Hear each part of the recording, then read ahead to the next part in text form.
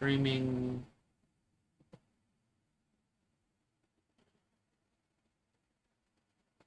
Let's see. It says we're streaming. Yep, there we go. Okay. Live.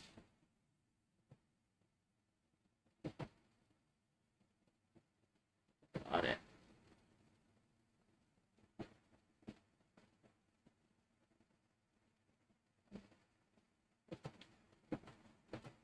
And then I can do this. This over here. Pause that.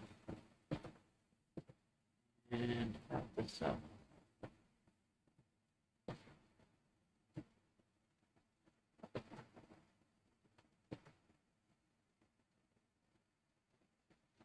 Or I could have those up on the screen, but then top down.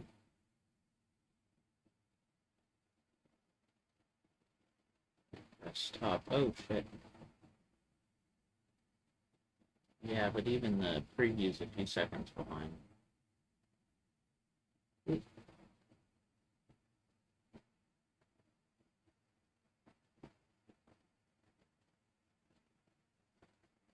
There we go. All right, folks, I think we're ready. So what's up, guys? Got the multi-stream setup today.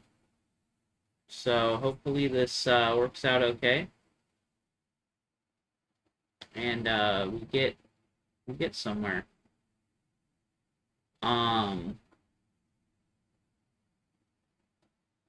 So update on my Guitar Hero project. The guitar I built the other day, a Taylor Swift one, it has overstrumming issues. So like I'll strum and then sometimes it'll double strum and it makes you miss notes and it ruins your streaks. So I'm getting the new neck tomorrow and I'm getting another guitar tomorrow. So I think I'm gonna wait till tomorrow to mess with that one, just because I'm kind of guitared out right now, in terms of like messing with guitars and whatnot. So for right now, we're gonna do something else for a little bit, and I think what we're gonna do is I got a solder sucker in. And I got some braid. And I think this afternoon we're going to mess with an Xbox controller. Let me go wet my sponge and I'll grab the controller and we'll get started.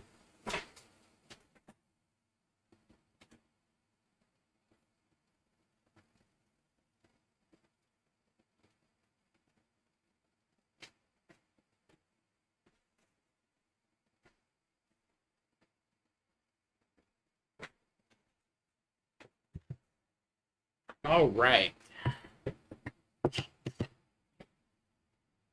Why am I not able to roll? Okay. There we go.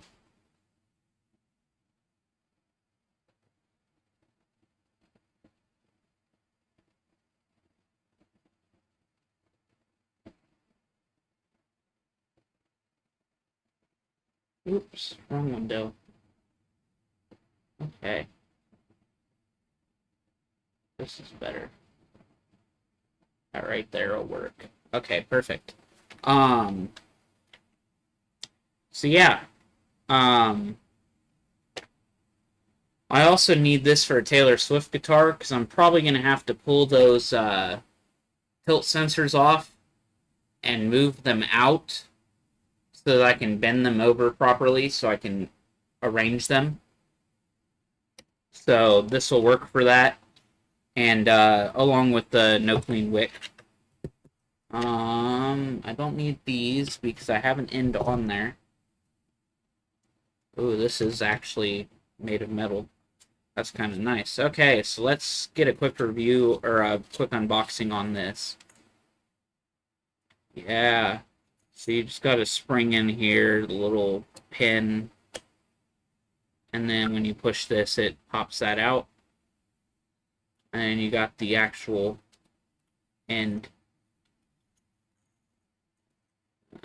Threading on this is kind of suspect, but it's passable, I guess. So yeah, we'll get that going in there, and then you just push that down. And actually, if you push it all the way down, it ejects what's in there. And then that gives you that sec. But anyways, it'd have to be wet solder, but you do that, and then it sucks the wet solder in. And then wick so that I can heat it up, and this will wick the solder off. Which will help tremendously, and that's why I was waiting on doing some of these. I think I have like 3 of these that either one or the other joysticks drift. So this will be nice. Throw these on. How does that look, actually? Not too bad. Yeah.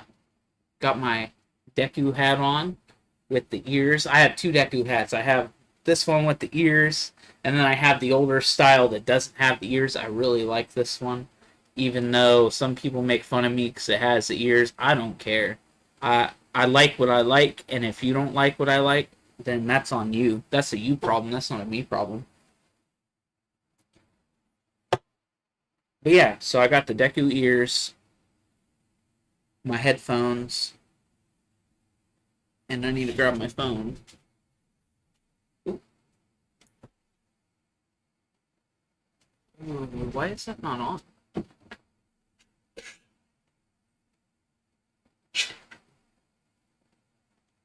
That would have been bad.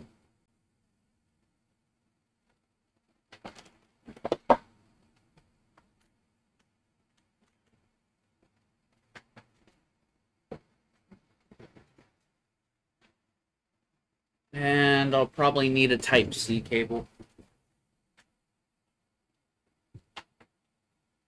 Which I have one right here.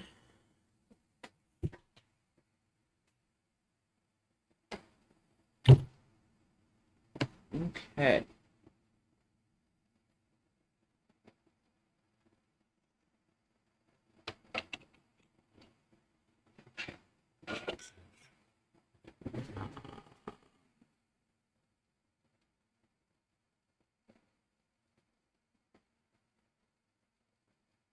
How did I get sound? Oh. These headphones are so good, it just sounded like it was coming from the speakers. Okay. So, this will be my C cable to test the controllers with. So you can do that, it'll turn on. And then we can go open a new window. Oh. Maximize it.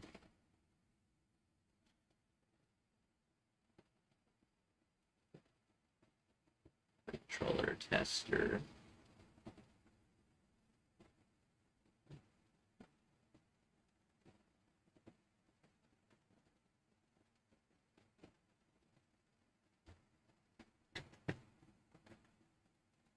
This isn't the right one. Oh, hold on, you guys can't see shit. Desktop. I just want to double check and make sure it's switched. Okay.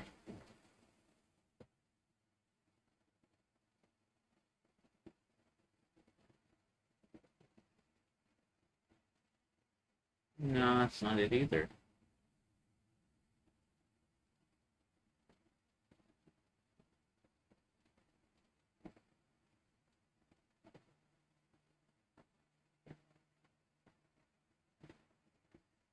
Okay.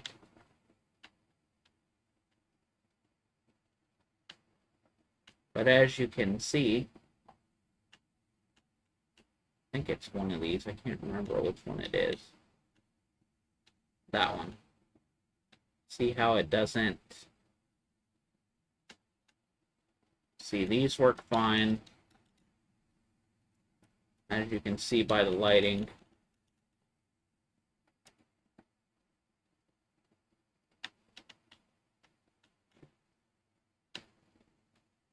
So the click works fine.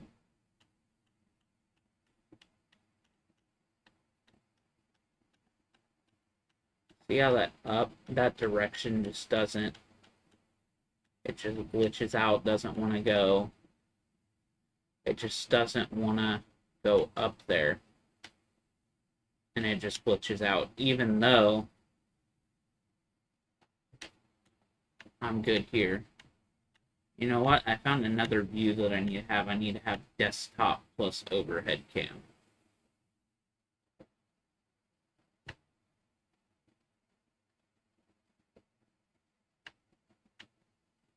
Or it gets stuck. Now it's stuck. So there you go. No, nothing on there. And then on the desktop, it's stuck. So this left joystick needs replaced. Well, it's a very good thing. Well, it's not a good thing that it needs replaced, obviously, but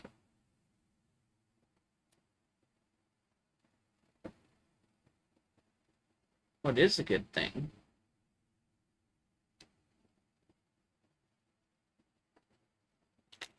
I have joysticks.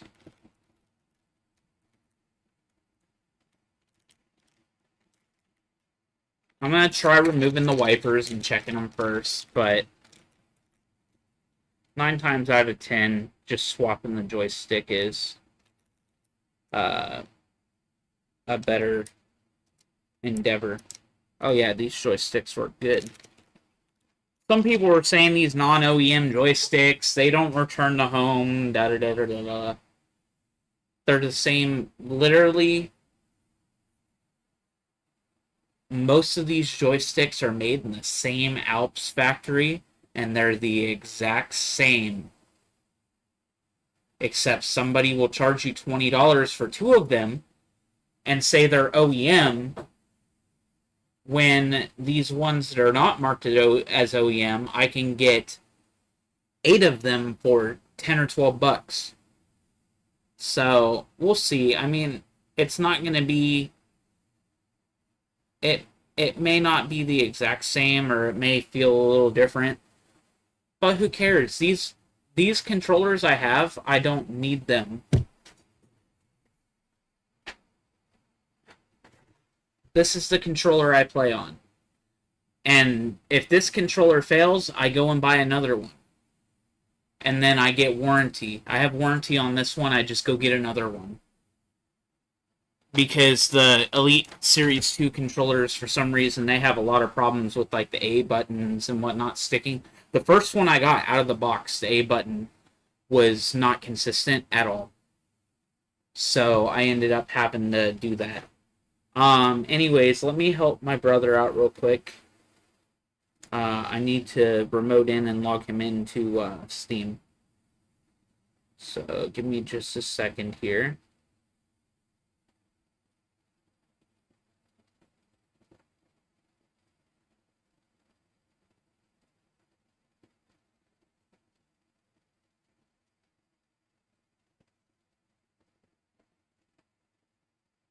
AnyDesk.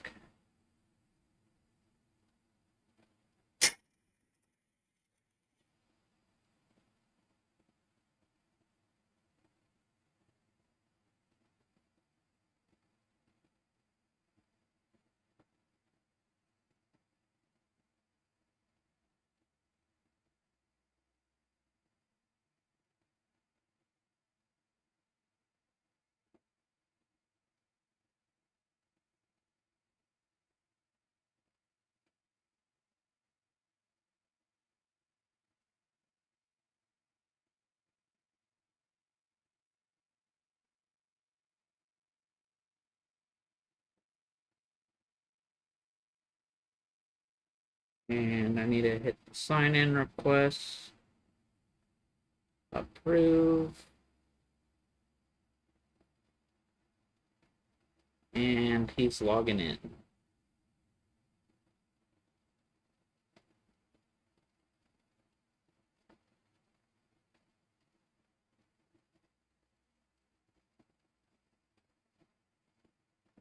There you go. Okay, we're good. Let's get this party started. And I let my little brother use my Steam account. That way I don't have to buy games 2 or 3 times. He can just use my... I don't use it most of the time. So...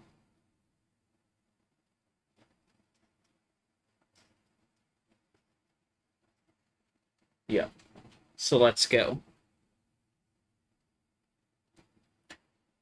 So yep, left stick. No batteries in here. So on these... oh, I forgot how hard these are to get into.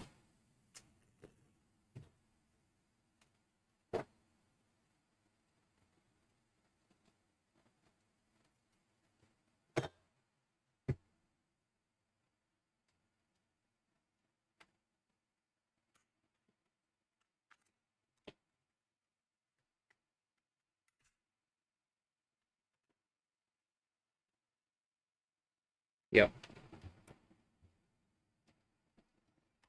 Hope everyone's having a good day. My friend and I went to that Undertaker show last night in Kansas City. It's pretty clutch. So yep.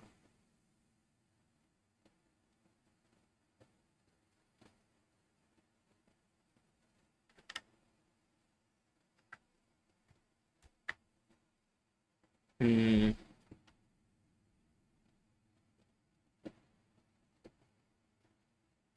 Yep.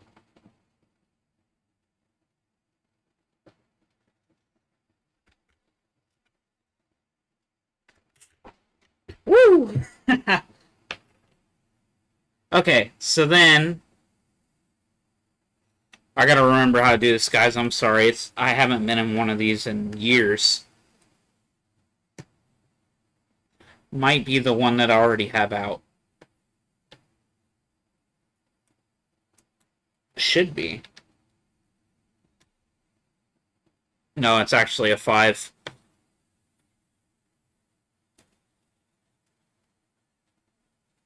T5.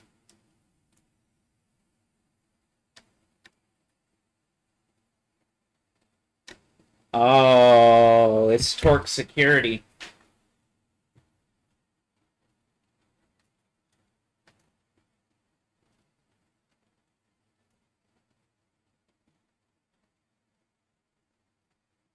Let's see if we have some of those.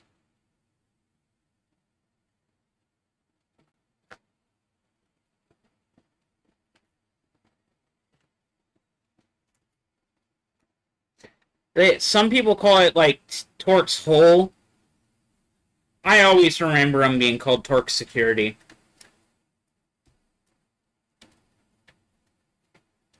Before when I was a broke high school kid, I couldn't afford iFixit kits. I couldn't afford nice toolkits.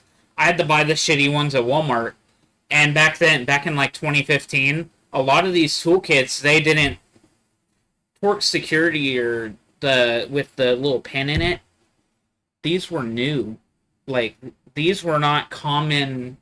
These were not commonplace. Like with the little pinhole in it. See that little pinhole in the middle? Yeah, these weren't commonplace. So what we used to do is we take a flathead, and this was back when they first started making these. They made the pin really weak inside. So we'd take a flathead and we'd pry in there and we'd break the little stud off, and then we'd use the regular Torx and pull them out. It was great. It was awesome. Back in the day when we were broke high school kids, man, broke high school kids are the most innovative people that you will ever meet because they don't have money, so they have to use what they have. I was a little more resourceful. I had some things, but like not really. Um, Let me magnetize this.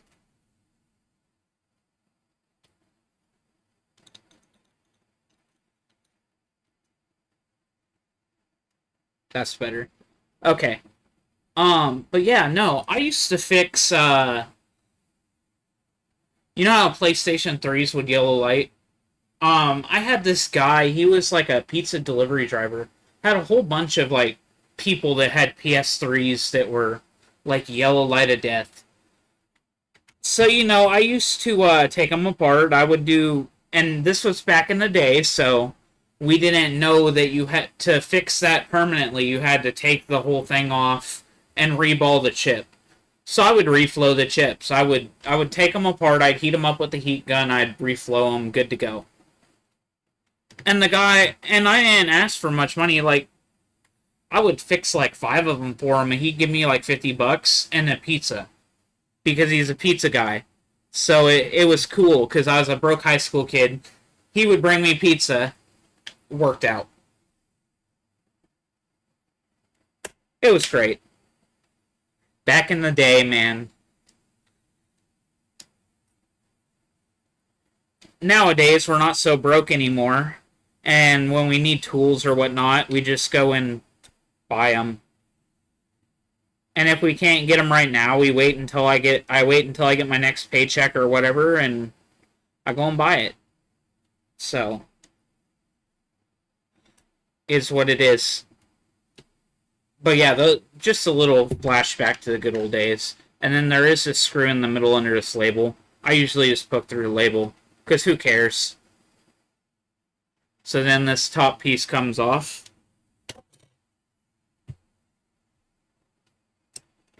Along with this bottom piece. And it sucks with these. To get to the joysticks, you have to take them pretty much all the way apart. Okay.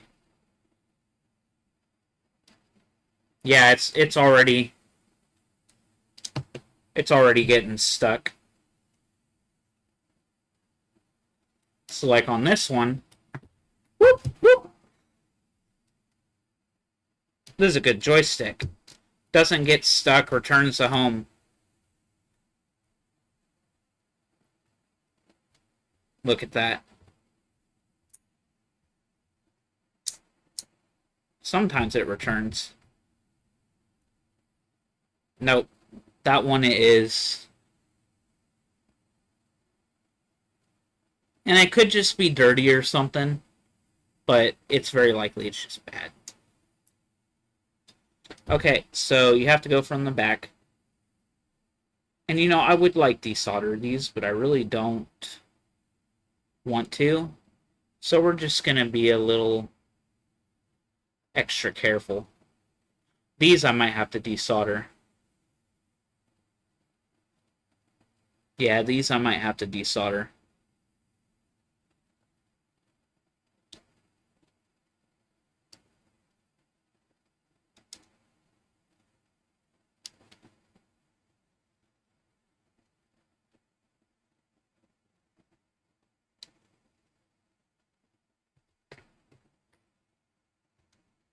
That's like a T3.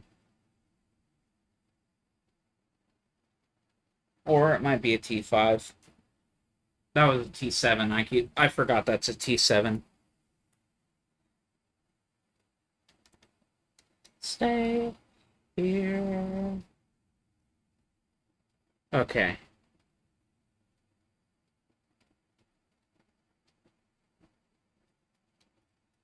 So if you're real extra super duper careful, and you know what you're doing, you can do this solderless. It's just really hard.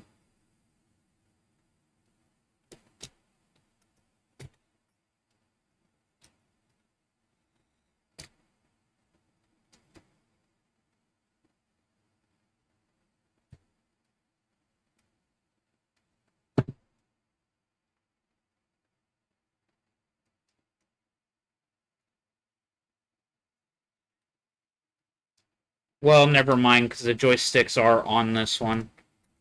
Anyway.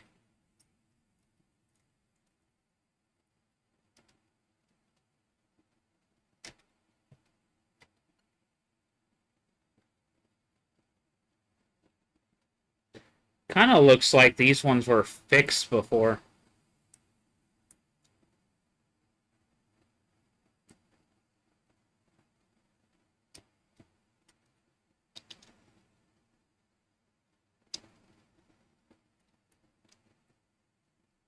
Uh-oh.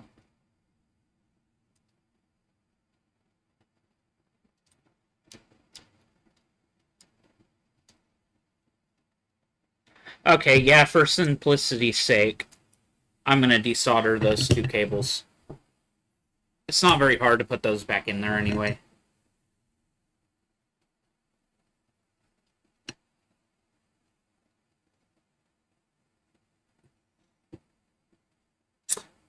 $400.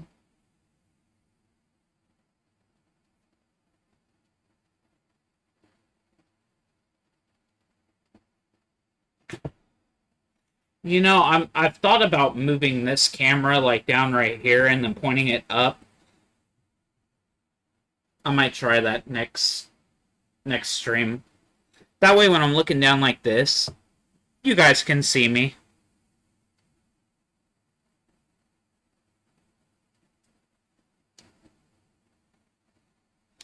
Gray top, black bottom.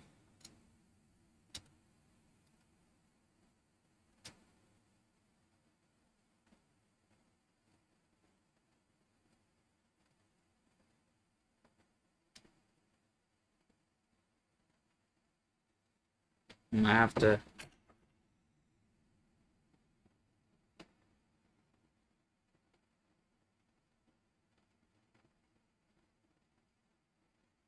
There we go. And you got to be extra careful, because if you go up in here and you melt something, you're done. And some people, they fix these and it's their only controller. See, I wouldn't do a joystick replacement on a controller that's... No, because it's just going to break again. Especially when you're buying cheap joysticks or whatnot. Yeah, really, it's not worth it. And I could desolder these, but I really just don't feel like it. Okay, so move that off to the side. Here's what we're working with. And you know, honestly, it could have been the cap.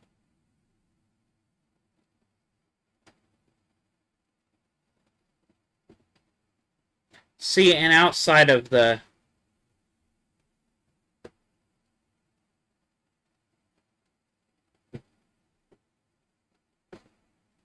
Okay.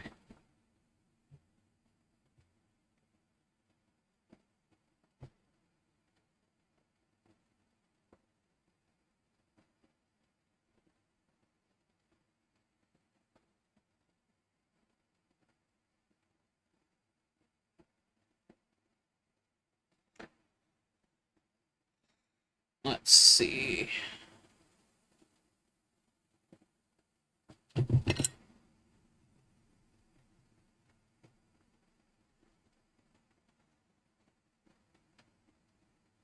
I'm going to go around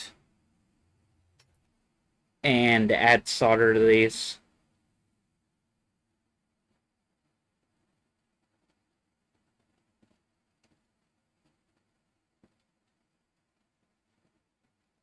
That's not working.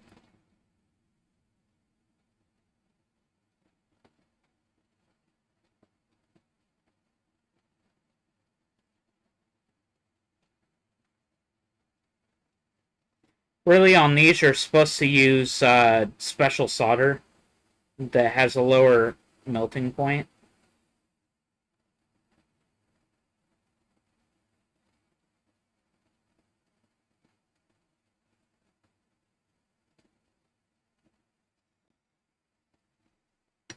I'm going to desolder that anyways, so...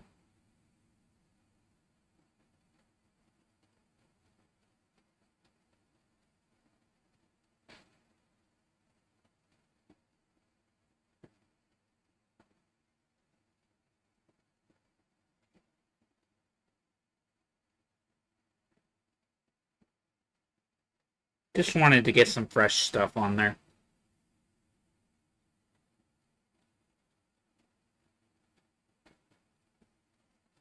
Now then.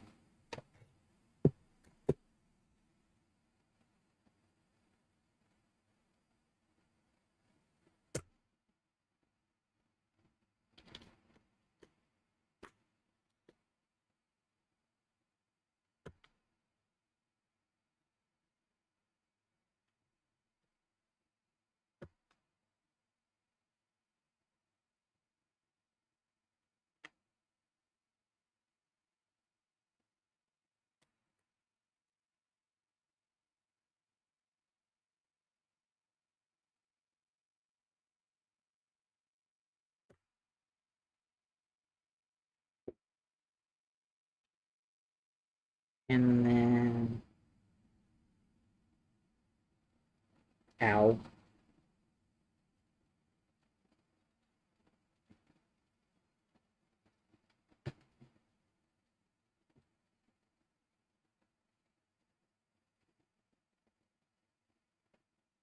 And actually, I think they really use hot air to do these.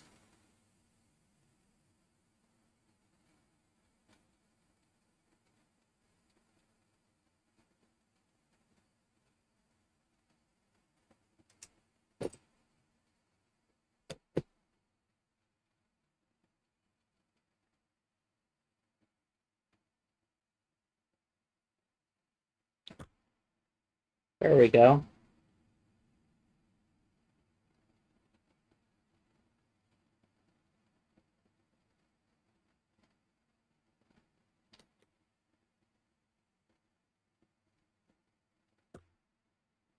There we go.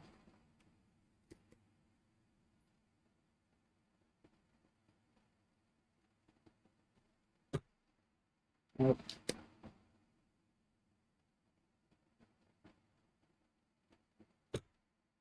Nope.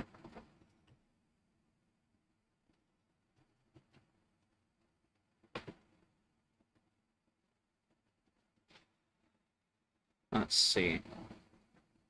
Might have to zoom you guys in a tiny bit.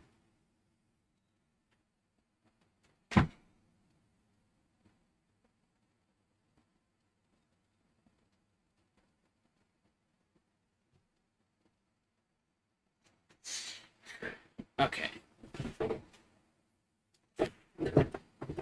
Ooh.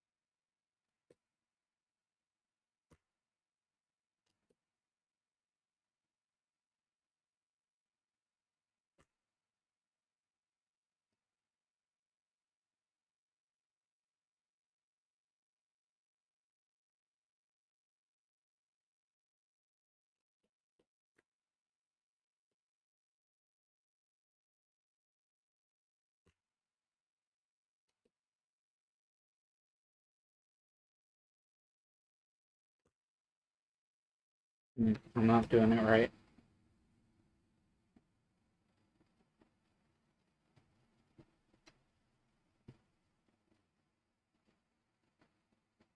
And you know, I don't have flux on here. That's kind of the other problem.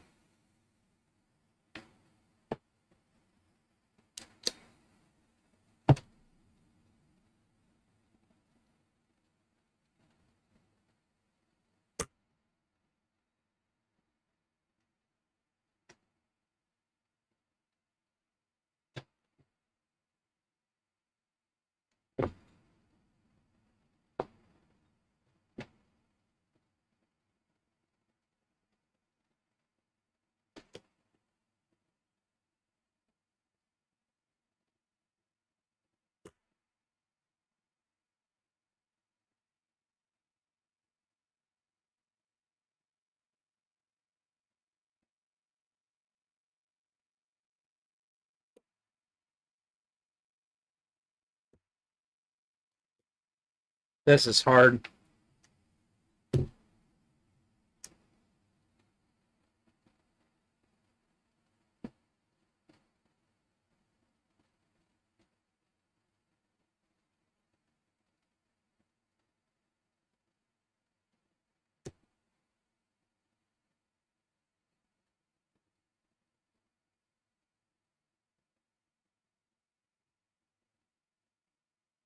I remember this used to be easier. I think I'm doing something wrong. Oh, there we go.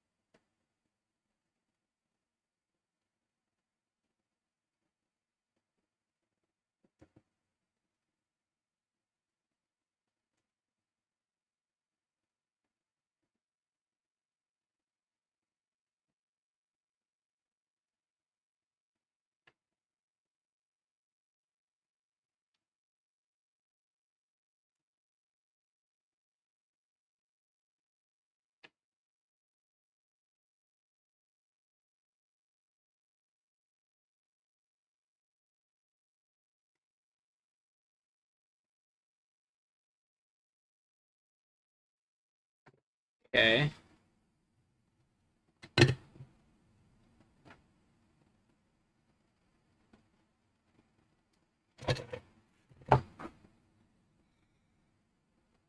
Ah.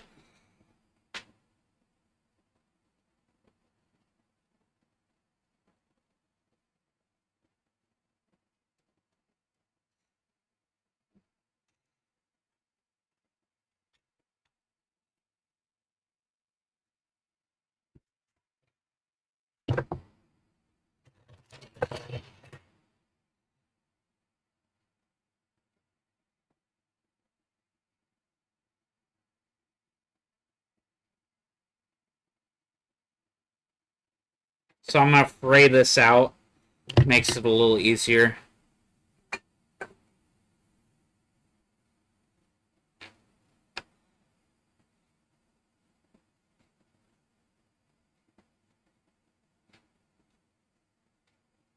This is why you gotta get fresh solder on there.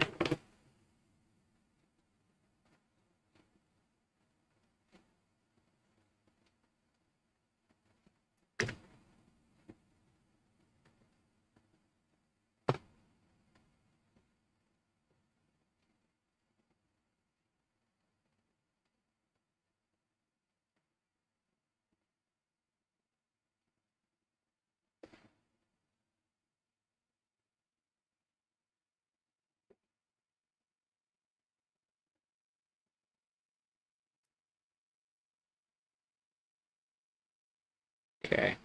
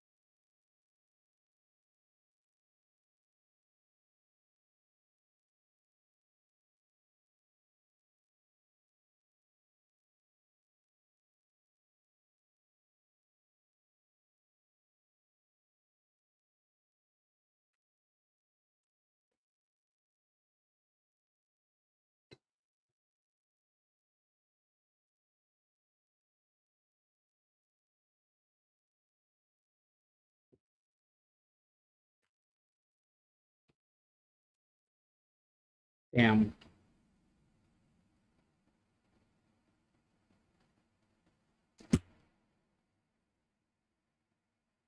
That worked.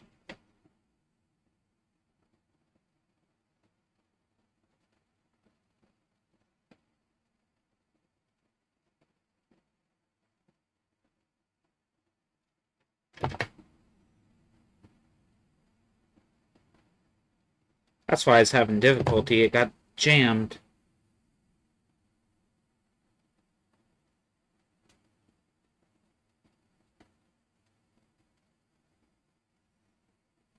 Boom. Okay. Try this again.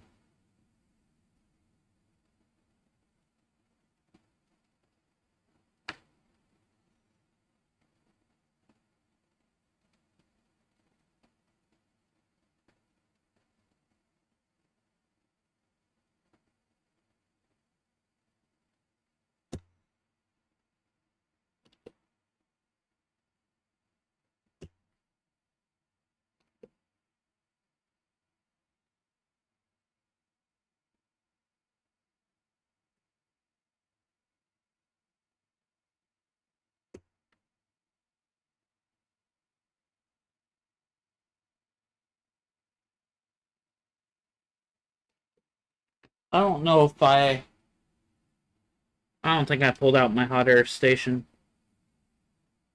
Yeah, this is going to be very difficult.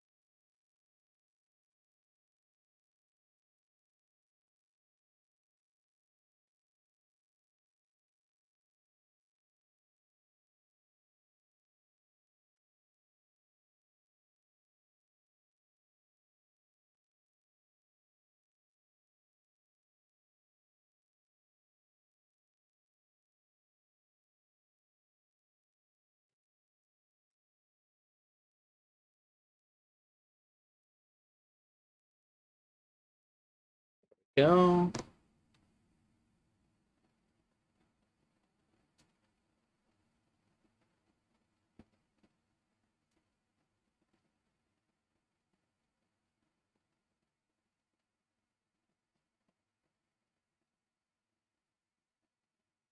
Anyway.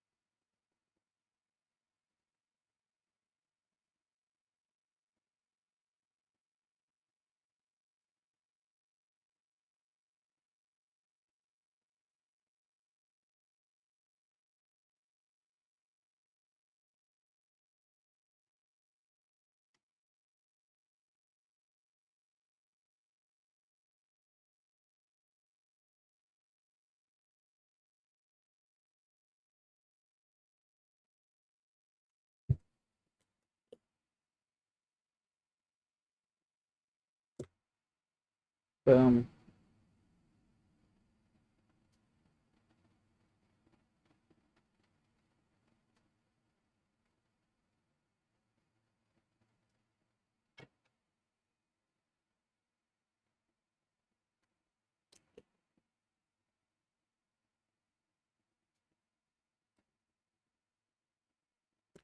Ah, the angle was bad. Okay.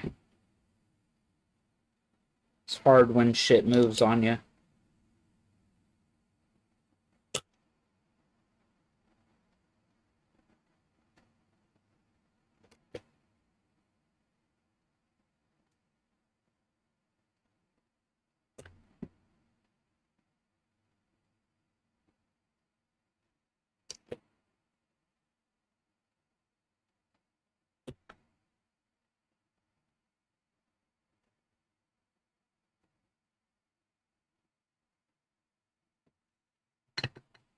Okay, so I found the best way to do this now is to get a little dab on here, hit it,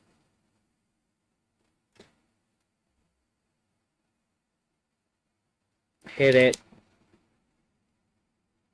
suck it.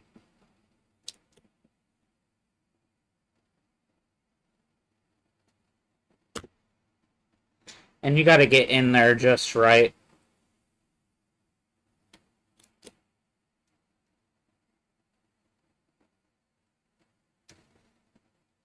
Which is hard when you're dealing with stuff that's sticking up out of the board. I actually should find my helping hands. This might work.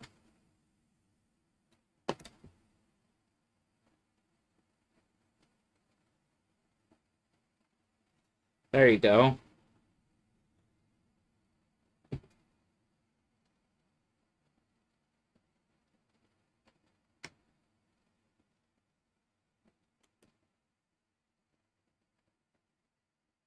Ah, that's a problem.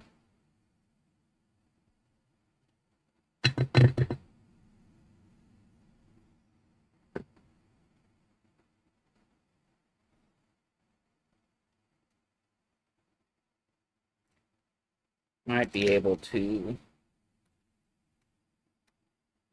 see resourcefulness, man. Broke high school kids grow up and are still resourceful. Look at that. Oh, well. Anyways, it makes it harder.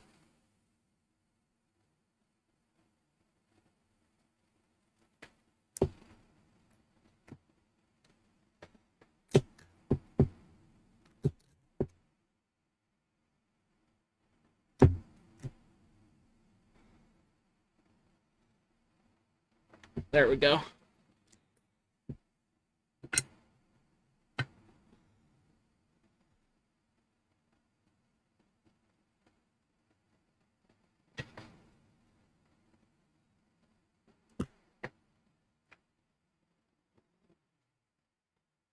Ooh, let's go.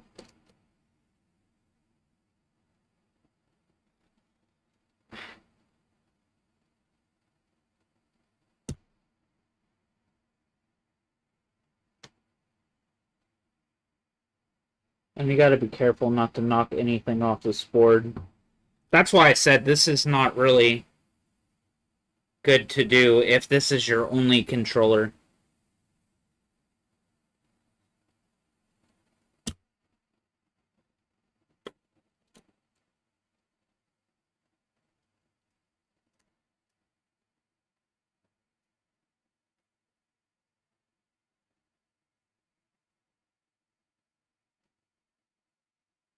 I'll have to clean my desk later.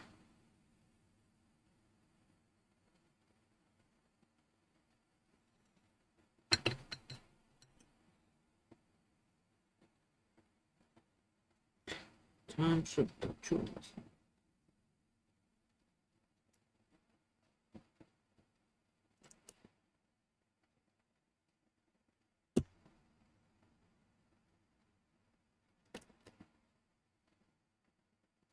Woo!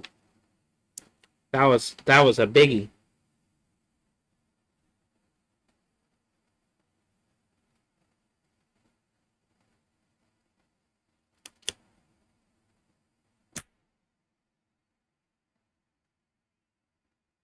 That's about as close as I'm gonna get on that one.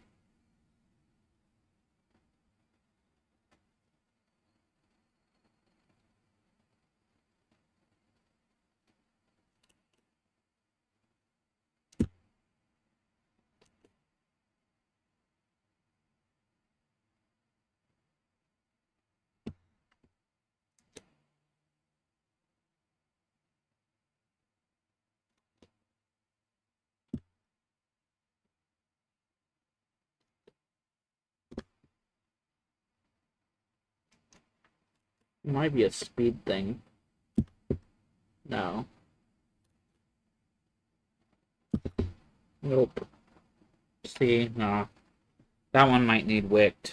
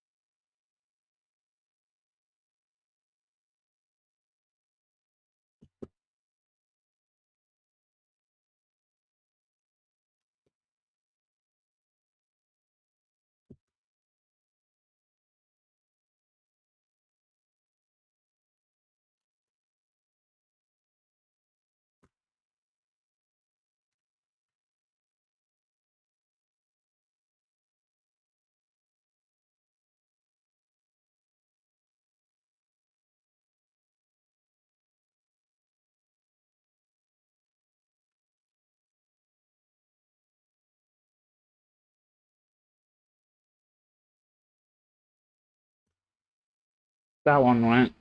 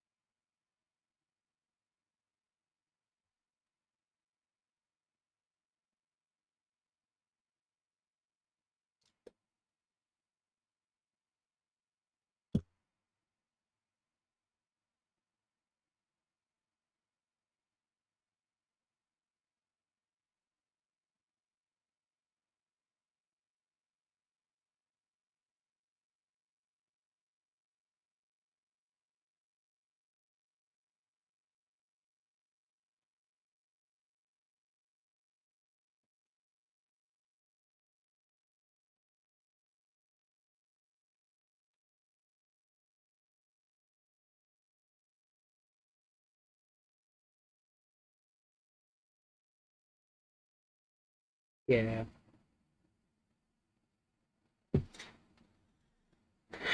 That's the problem.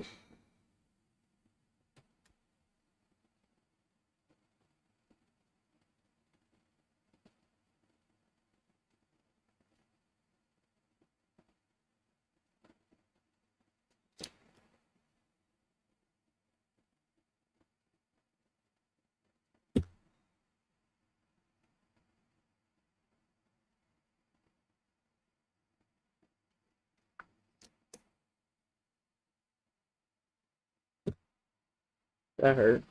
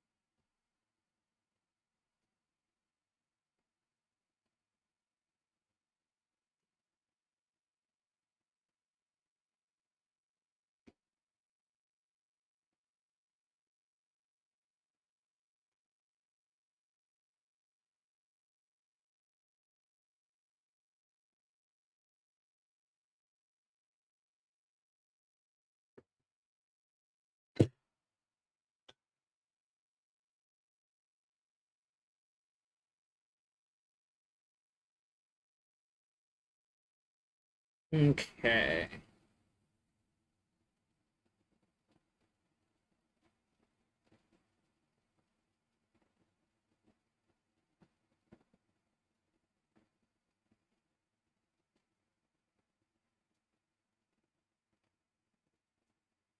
Welcome to the channel, Sauce Gaming.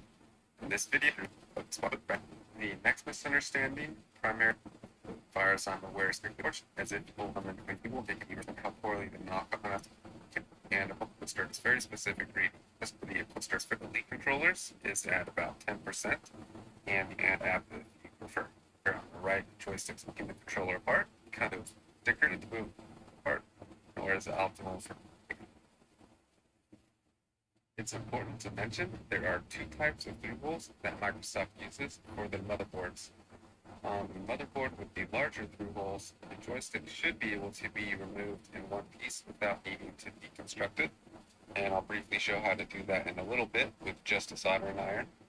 If you have a desoldering iron or a hot air gun, you can simply use either one of those to remove the joystick in one piece on either of these boards. On the motherboard with the smaller through holes, I'm sorry to say, but it's extremely difficult to do with just a soldering iron. Some people might be able to do it, and if you're one of those people, I'll be incredibly impressed. However, for us mortals out there, I'll show a way to disassemble the joystick and remove it piece by piece in a little bit. Yep. Let's So go ahead and put the motherboard I onto the helping hands. I was going off the old method where it had larger pads and you could remove them. The small ones are nearly impossible unless you have like a desoldering iron. I might have to buy one of those. I think it'd pay for itself. Let's see how much those are. I don't... Because they have like a vacuum pump or whatever on. Desoldering...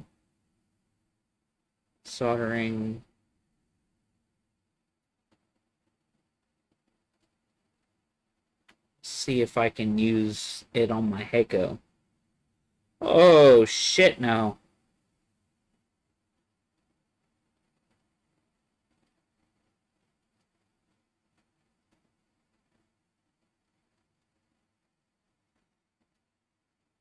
Aw, see, that's the same thing. It just heats it up. Okay, I'm gonna see if I can look at how he... First and foremost, though, it's important to not have too high of a temperature on the soldering iron. Having too high of a temperature may be the leading cause of through-hole damage. On my older Weller soldering iron, I like to use a heat of 350 degrees Celsius or 650 degrees Fahrenheit. But on this soldering iron, I actually need to bump it up to what it indicates as 390 degrees Celsius. Since this is a board with the larger through holes, I'll be showing how to remove the joysticks without needing to chop them up. I'm not a professional solderer and there may be a better technique, but this is just what works for me. I like to put flux on all the solder points beforehand. It might be unnecessary, but I think it helps a little bit in melting all the solder. Then I remove as much solder as I can with the solder sucker.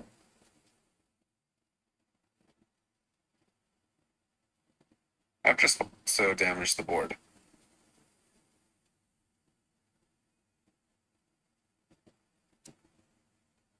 If some of them aren't budging, I'll switch back to the wick and keep going at it with both the solder sucker and the wick until I get it.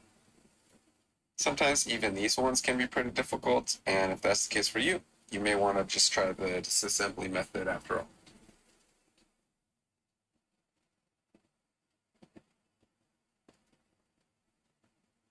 For the disassembly method, I like to first pry apart the potentiometers and remove the wipers inside.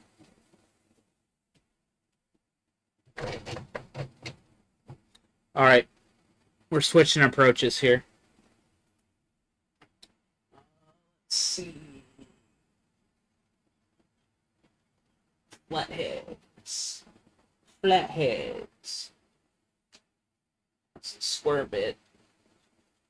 Hex. Flatheads. Let's do a 2. Do a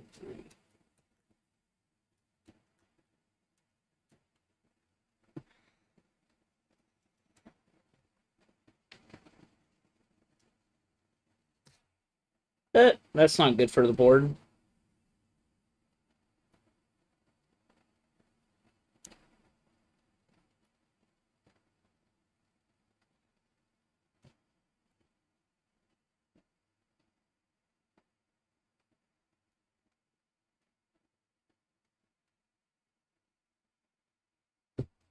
Ow.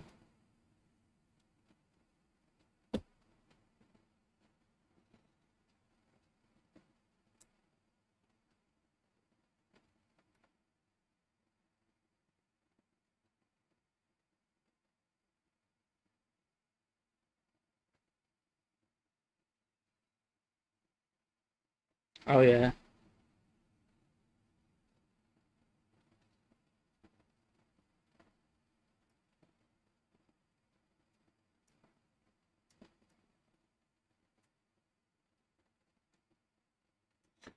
We're going to shut this off for right now.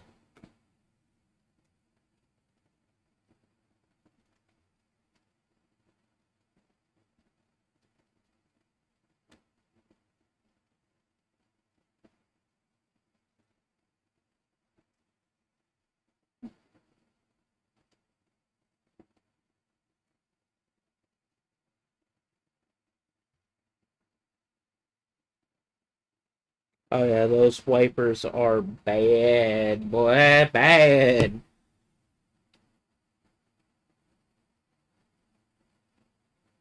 Then cut each of the four corners of the joystick frame. Oh, wow.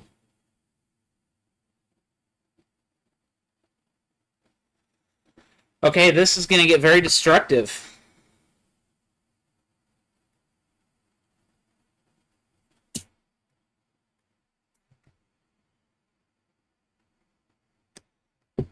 But we know for sure the joystick was bad, so...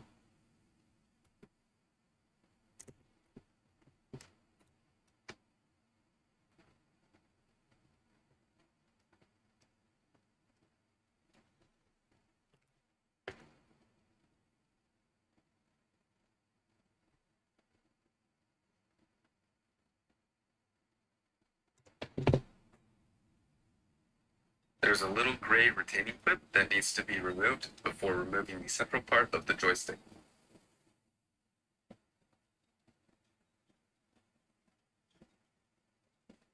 Then cut the top and bottom frame walls into two pieces.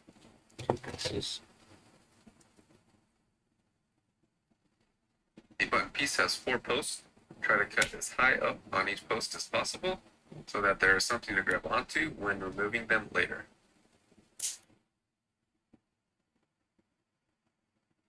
Oh, that one just came out. Once the button piece is removed, then the plastic foundation can be removed.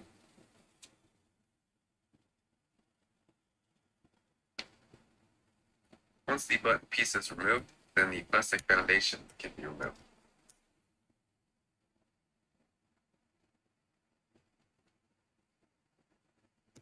If each of the metal pieces are straightened, they will be easier to remove as well. Once the joystick is all chopped up, we can then once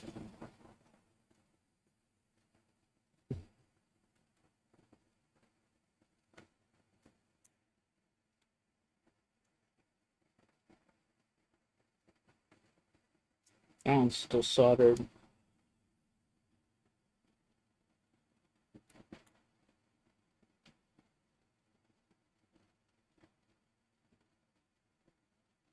Okay.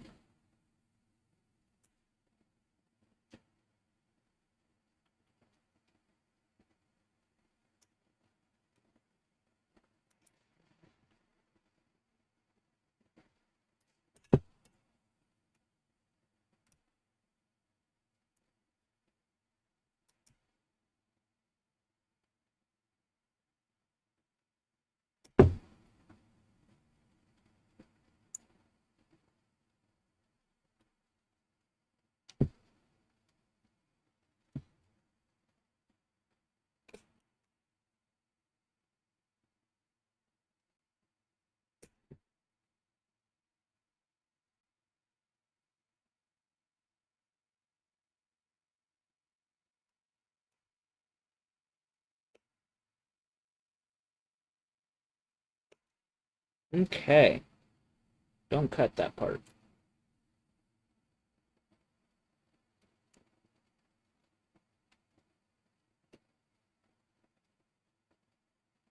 So actually, I only actually got a few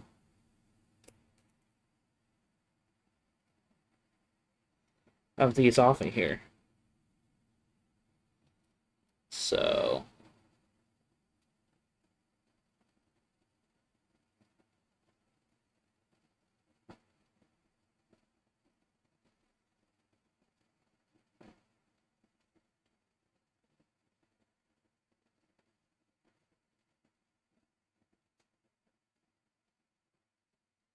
all right. The button piece is removed, then the plastic foundation can be removed.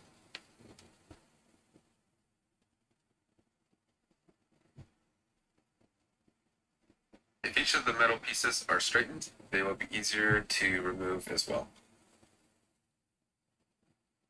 Once the joystick is all chopped up, we can then turn it over and get ready to remove each piece. For me, sometimes I like to use a bit of flux, then remove each piece one by one. It's very important to not try to force each piece out and only give them a gentle pull until they come out.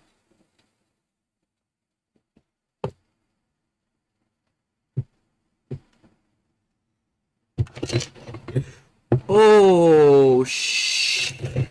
Earlier, here is a way that the chisel tip can be useful. It may be possible to do this with a regular tip, but the chisel tip makes it fairly easy to remove a potentiometer in one piece. And of course, I say that as I struggle to remove this one. If for whatever reason a piece is giving you troubles, sometimes adding more solder will help.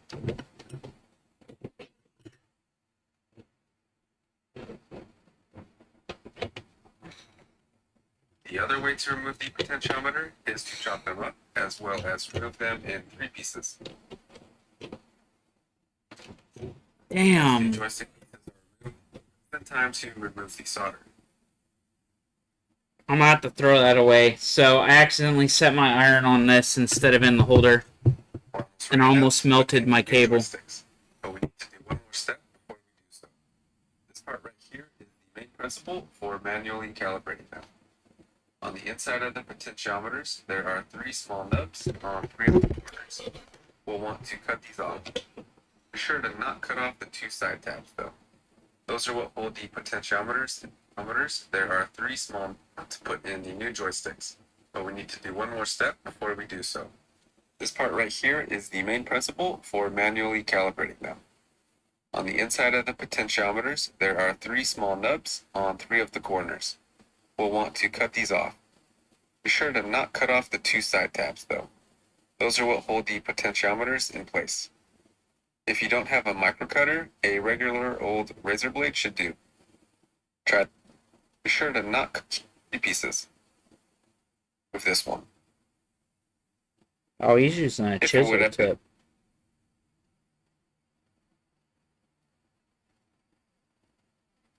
As mentioned earlier, here is a way that the chisel tip can be useful. Very important. Then the plastic foundation can be removed straight from here. Okay. Well, that sucks. That's gonna be a bitch to clean.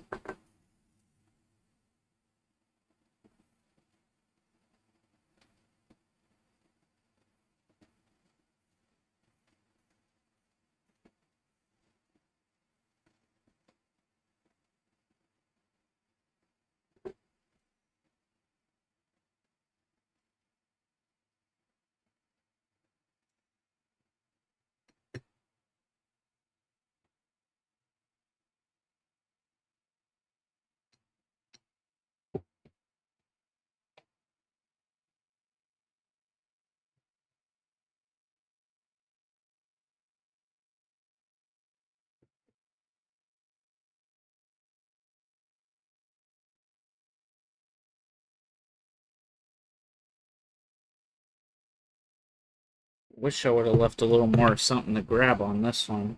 That's okay.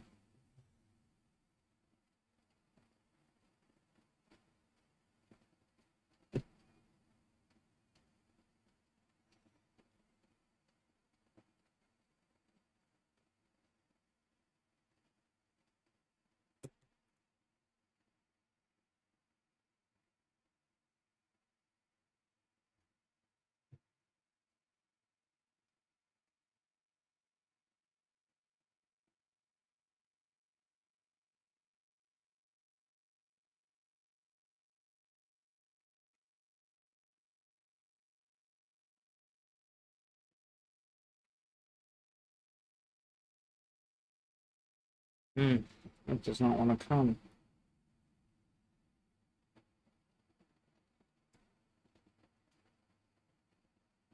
Okay.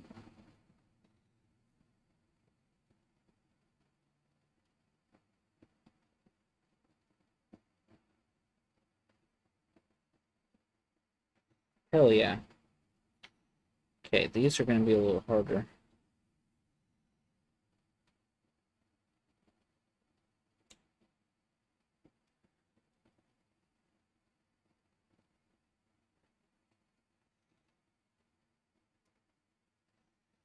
Oh yeah, these are definitely going to be a challenge. Okay.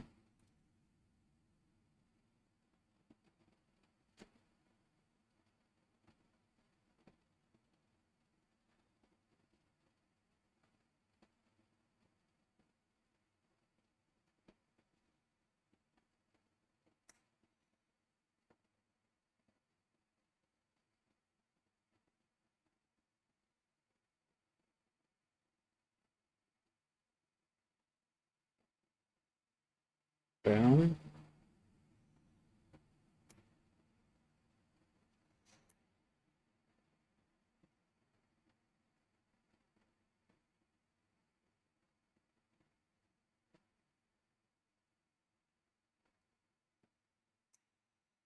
I have to get some fresh solder on there.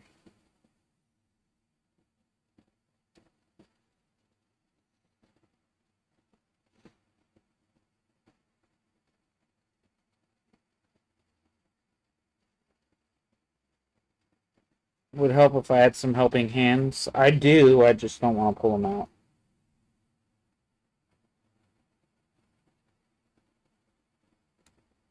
There we go.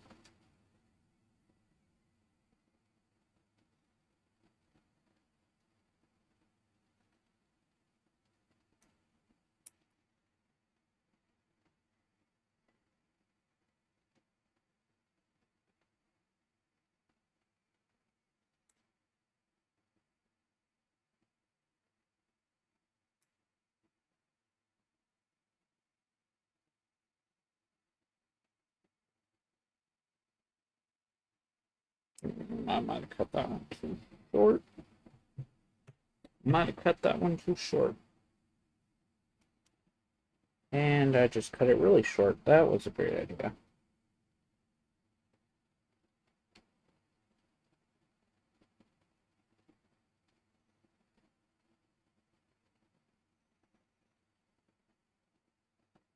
Okay.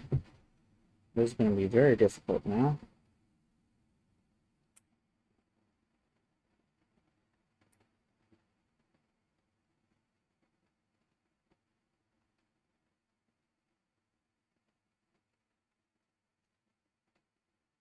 Oh, I got it. Dang. That's skill. That's skill. Very tiny pin. Okay.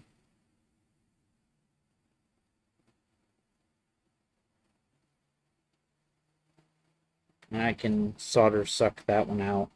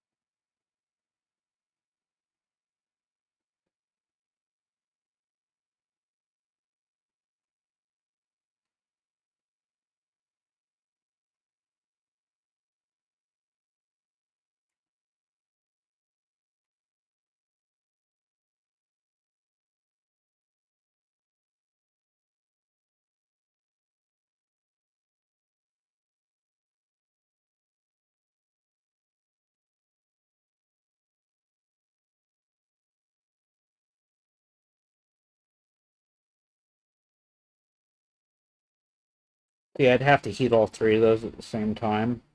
And the problem with that is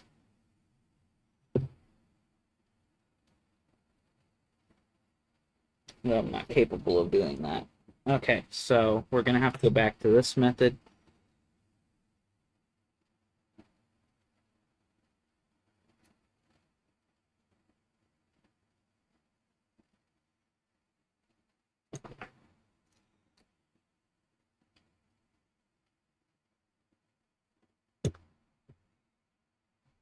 Might do it.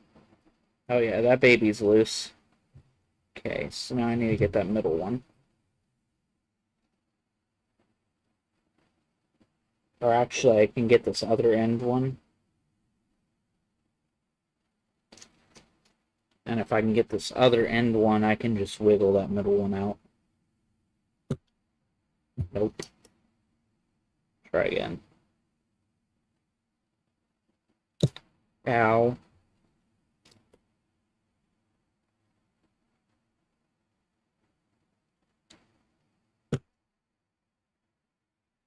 Solder sucking right towards my face. Not a very good idea. Don't recommend.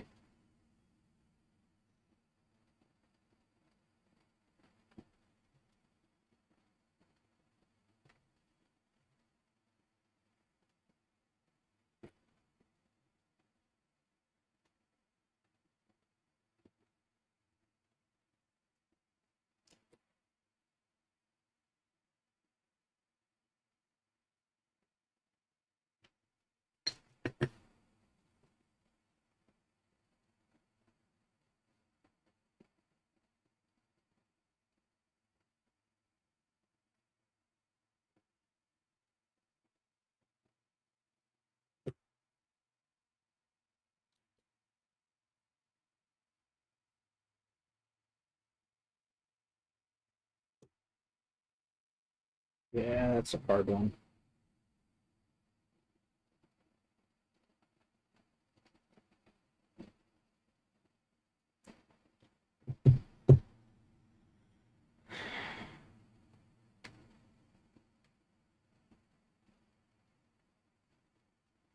That hurts.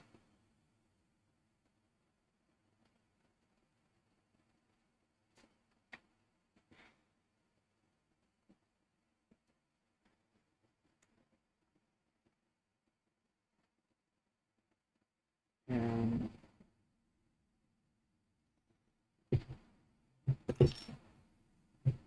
man, my desk is a mess right now. Oh, goodness. All this to replace a joystick, which hopefully will work.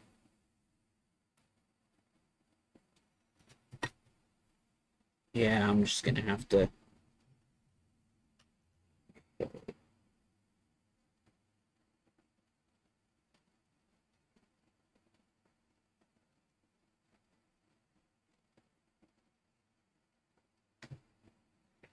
Okay.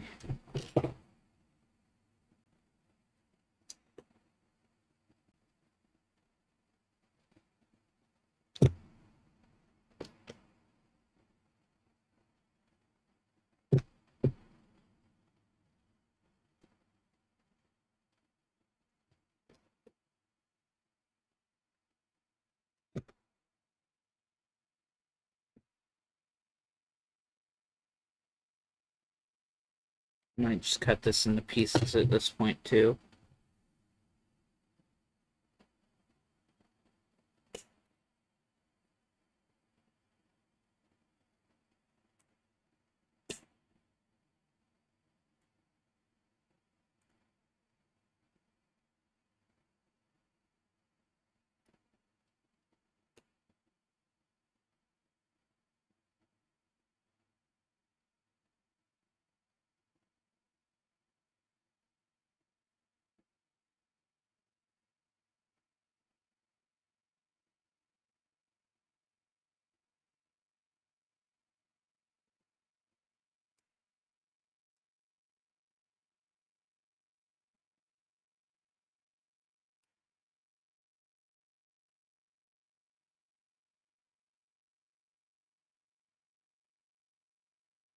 Um,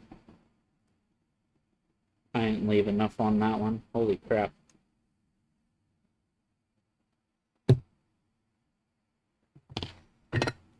Might have been the move to begin with.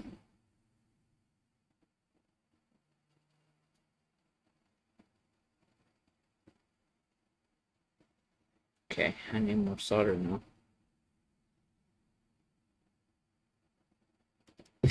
That was hot.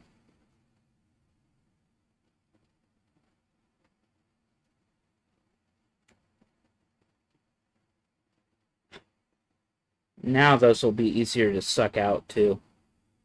Okay, so that's going to be the move going forward, just cutting them.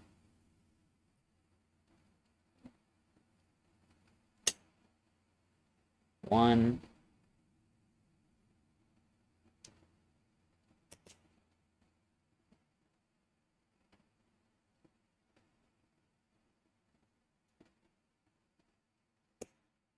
Oh, that was bad.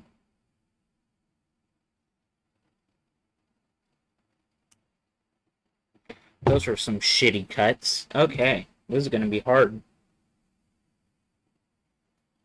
Okay, we're going to get the easy one out first.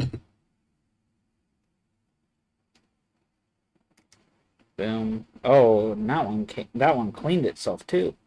That's nice. That would have been bad. That one almost cleaned itself.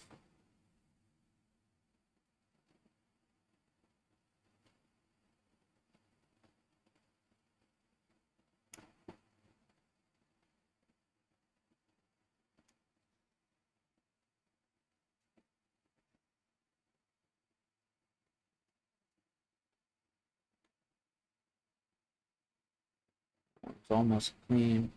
I'm gonna grab these.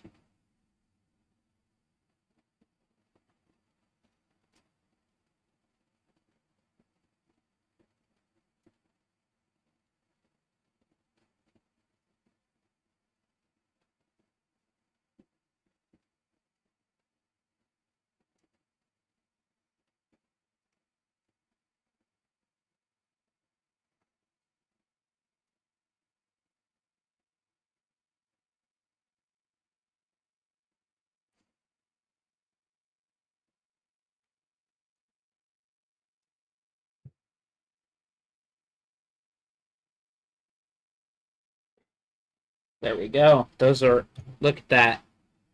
Clean, baby. Whoa, my desk not so much. It only took almost melting my new Stream Deck cable. I just got the Stream Deck, and I just fucking melted an end of this cable. That's great. Oh well, at least if I would have melted through it, I could have just got another. I have other Type C cables I could have used, but that would have just been. I would have been so livid. Because, like, now I can hit buttons and turn on lights.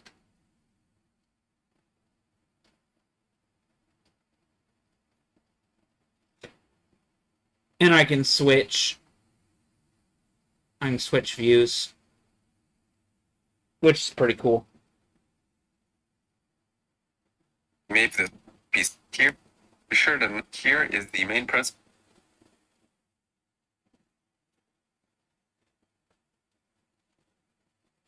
Once the joystick pieces are removed, it's then time to remove the solder. Yep. We're almost ready now to put in the new joysticks, but we need to do one more step before we do so. This part right here is the main principle for manually calibrating them. On the inside of the potentiometers, there are three small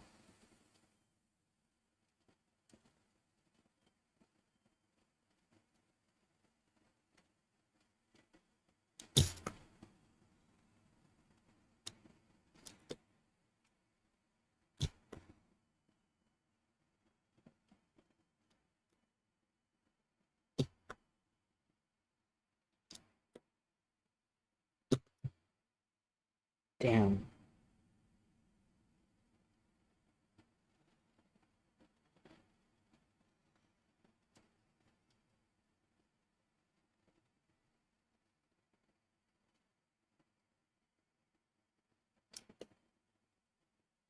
There we go. Oh, this is so much easier now. Destroying the joystick is the way, especially if you're just gonna replace it. He said you basically have to be a god to remove the other one without having to cut it apart like I just did. Which, I mean, with the soldering iron, if you have like one with the pump and stuff, maybe. So, so.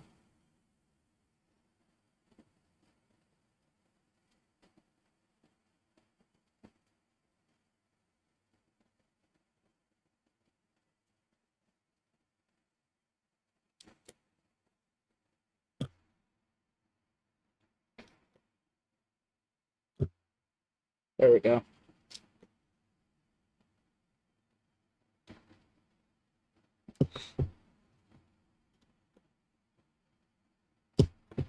There we go. Oh yeah, this is what it was supposed to be like. Supposed to be like this.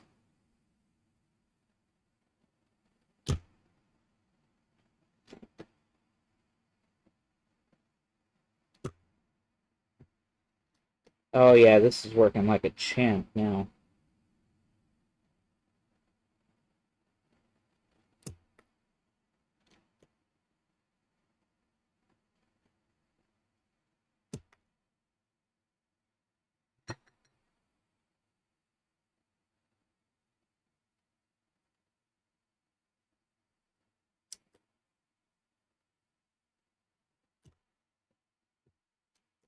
Come on. I have to flow some fresh.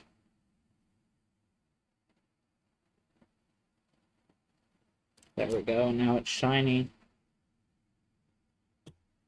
There we go.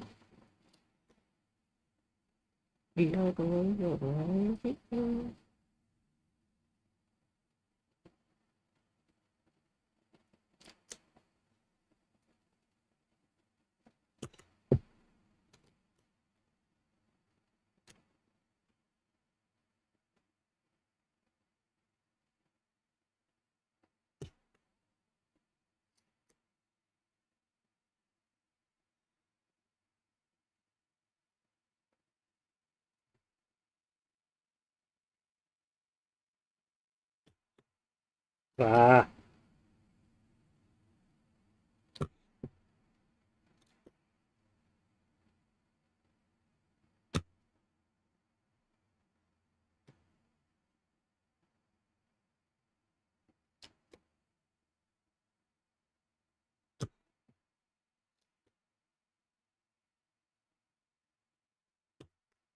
there we go.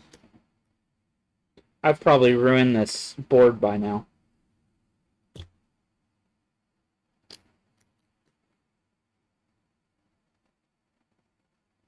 I probably have, honestly. I don't know.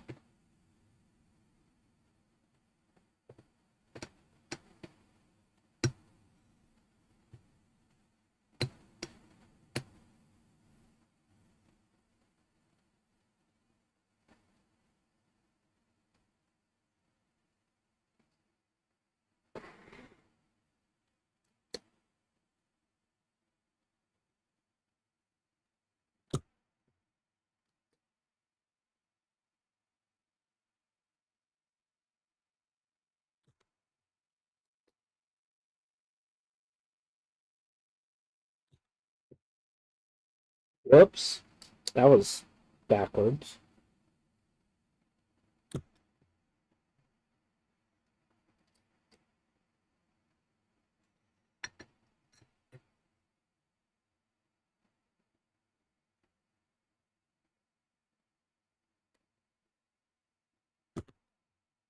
Yeah,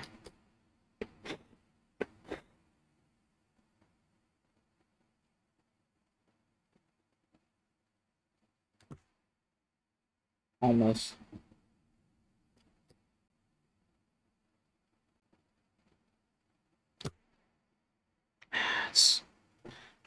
If I had my smaller tip, it'd be easier.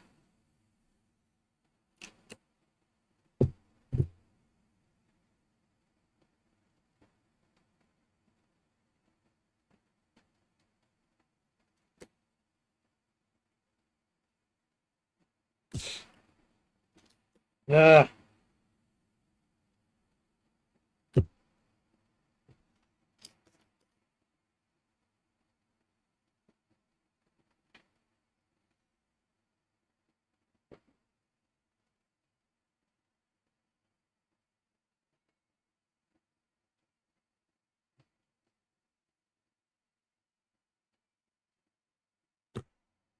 Ooh, got him.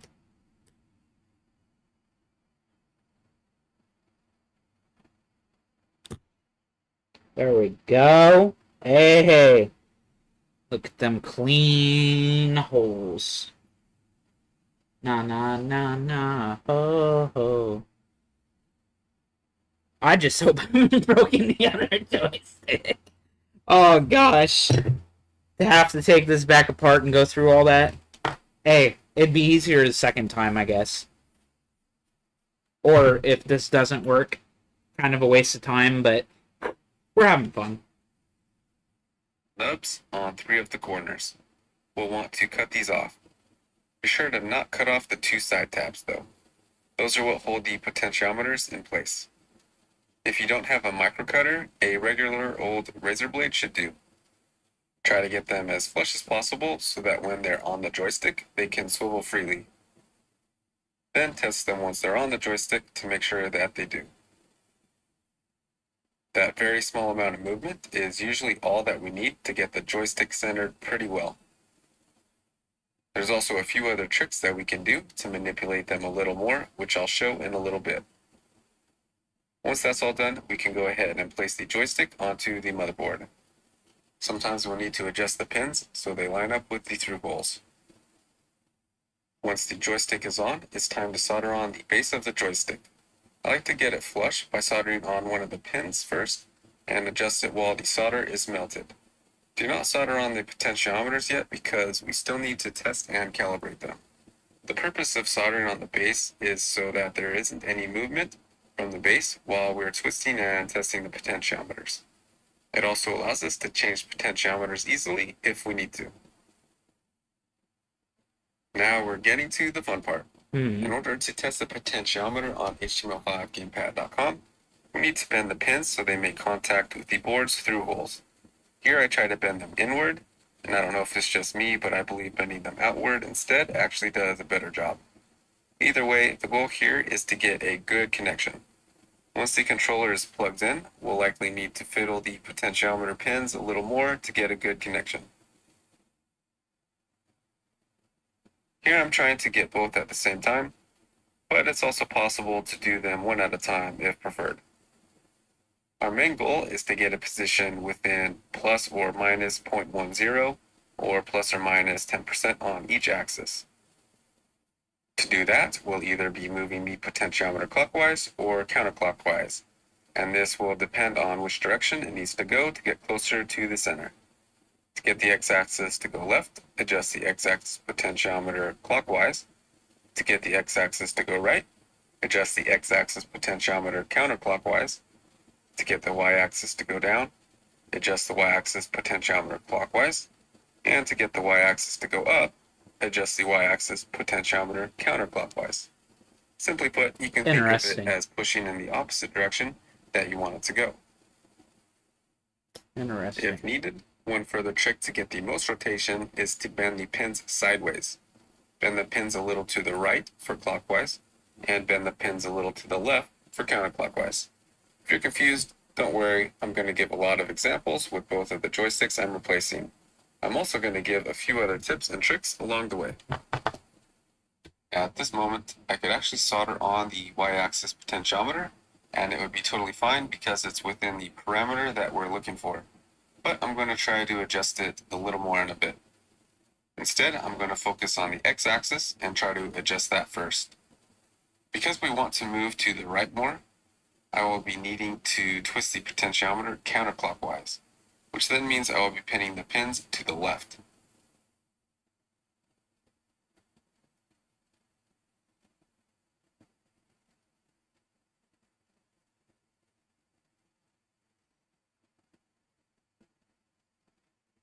We still need to make sure there is good contact, so once the potentiometer is back on, we will be bending the pins outward as well.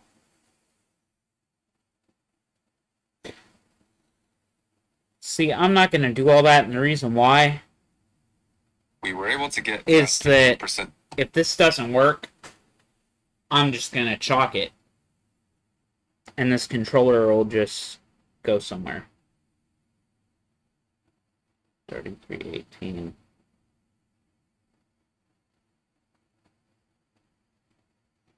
Yeah. These are actually a little bit different.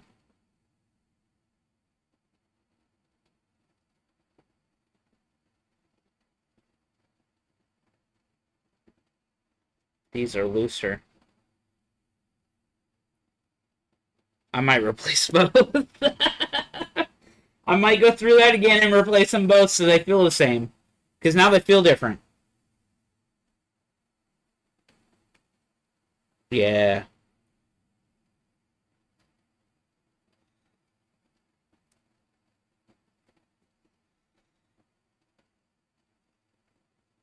Oh, these are butter. Look, they don't even get stuck. What? People were giving these bad reviews. Yeah, we might. I'm going to test this one. If it works, I'm going to solder it in, test it. If it works, I'm replacing the other one. I don't care. I have 8 of them. So, alright. Let's solder this bad boy in. Change, which is great, but just not quite good enough. A lot of the time, changing a potentiometer isn't needed, but this time it is.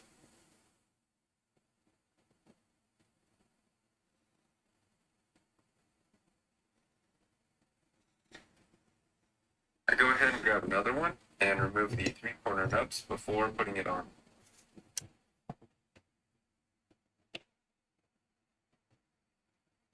Oh, that was almost bad.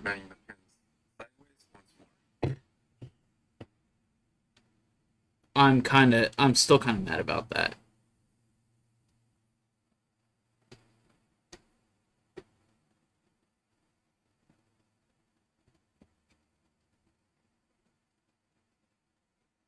This time, it turns out to work perfectly. Before soldering it on, I'd recommend disconnecting the controller first because I don't think electricity and heat go very well together. I could be wrong, but just a little precaution. Okay. When I solder them on, I usually don't bother with putting the motherboard back on the helping hands because once I get the potentiometer positioned well, I want as little movement as possible. So it'll be...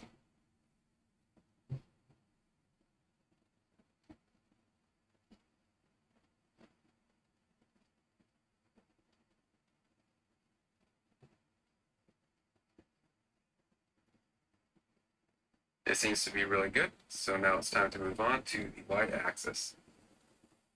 For this, I wanted to show an optional way to adjust the potentiometer while it's soldered to the board. The first step that is needed is to make sure the pins are straight and in a straight line.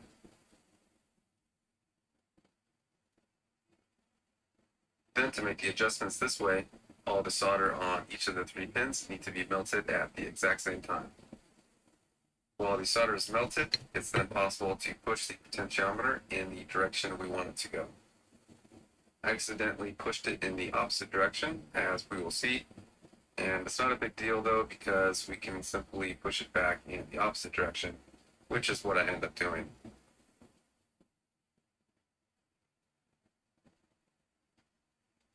This is the other instance where a chisel tip can be really useful.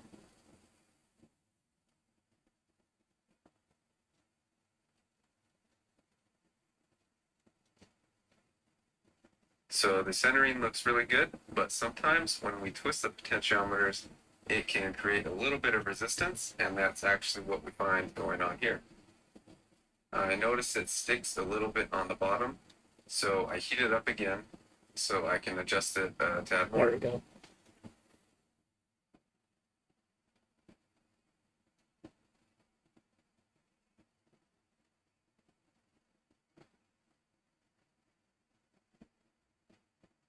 Looks like it's a little too much still, so I try to adjust it back a little more.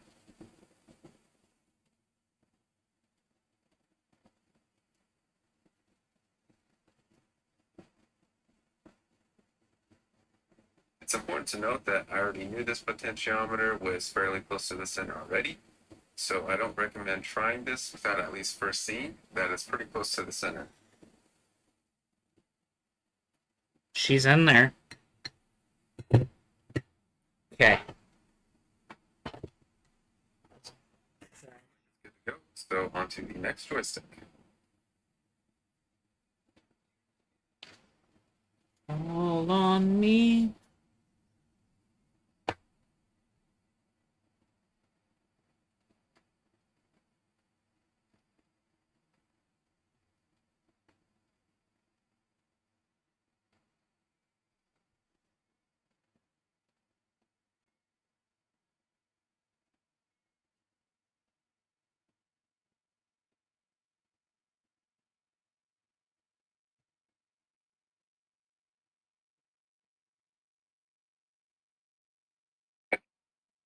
Can't eat right, but the X-App gets that in before putting it on. This just helps give it a little better contact. Put the grip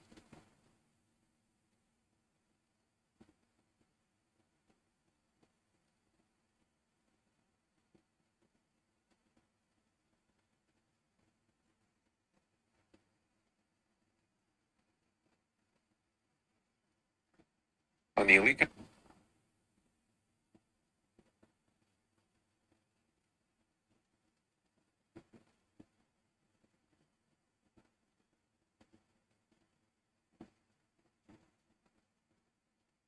on the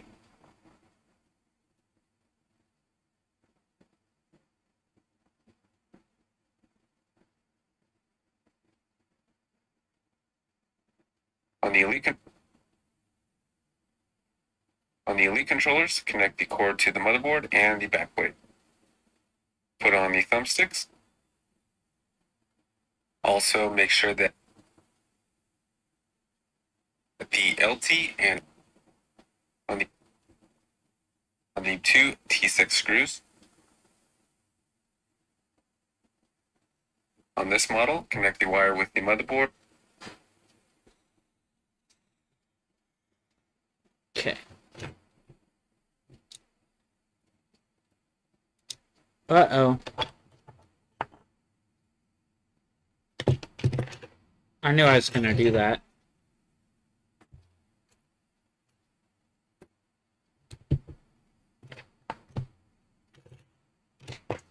There it is.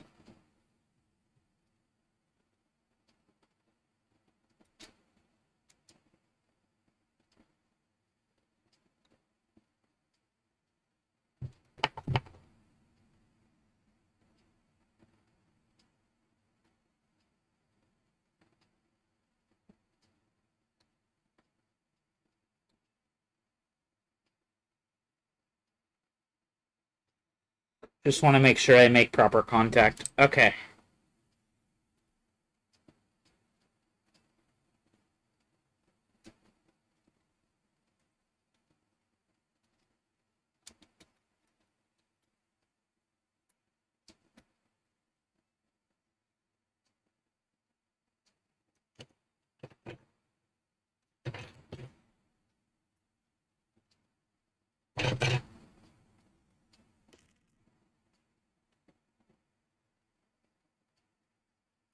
All right.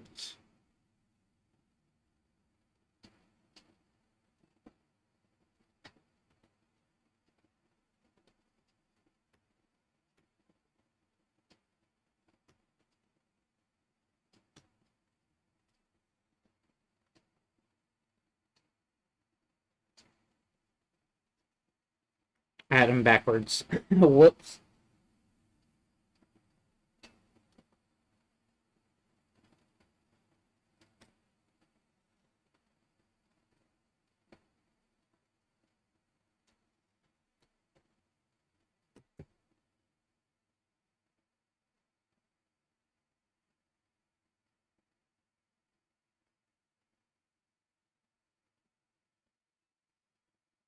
These are hard to get in here.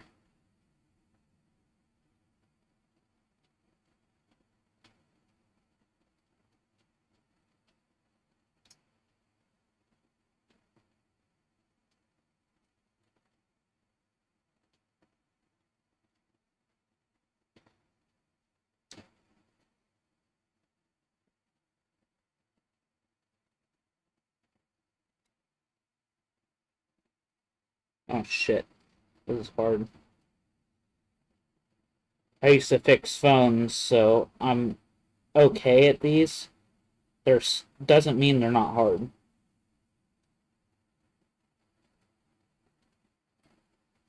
And if you push them on wrong and you fuck them up, they're done.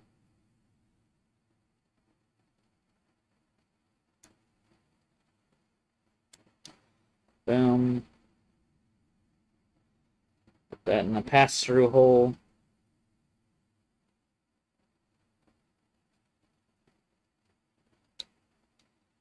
Got that in there.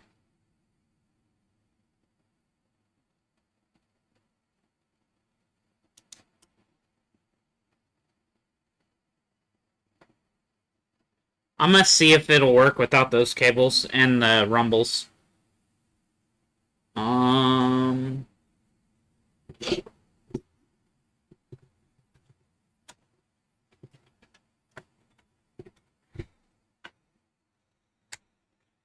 Okay.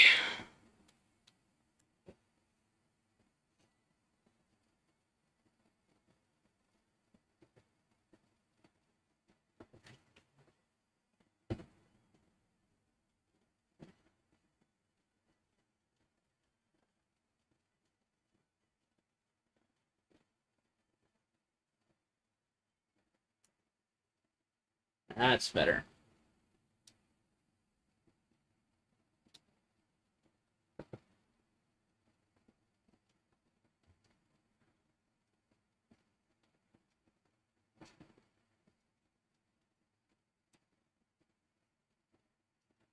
Okay. Hey, remember that one that we replaced? Yeah, it's not right.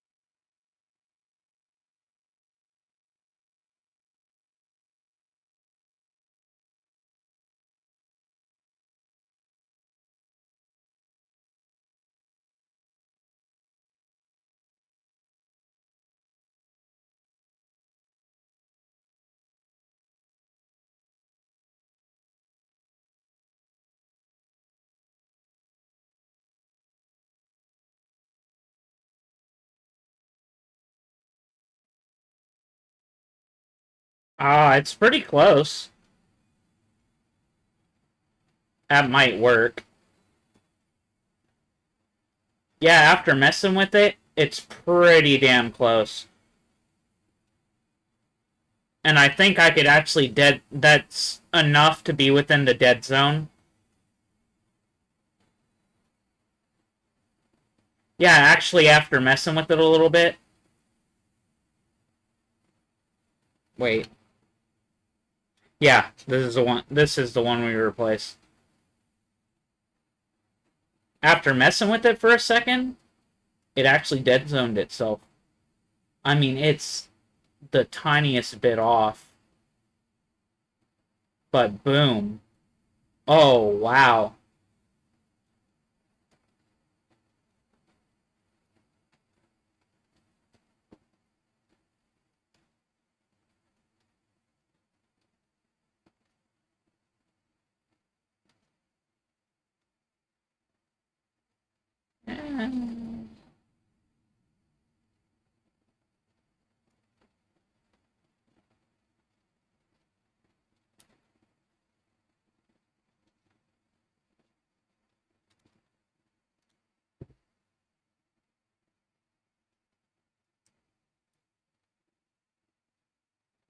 I'm gonna leave the other one because it's not broken.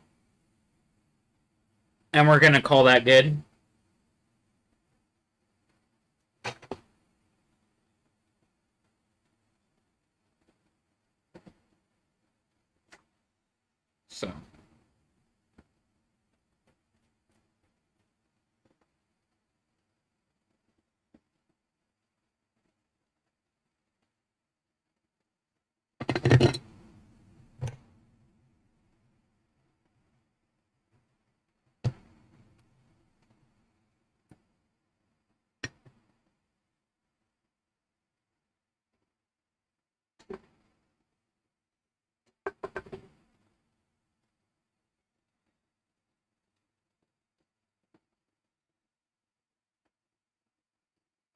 Funny just like an hourglass.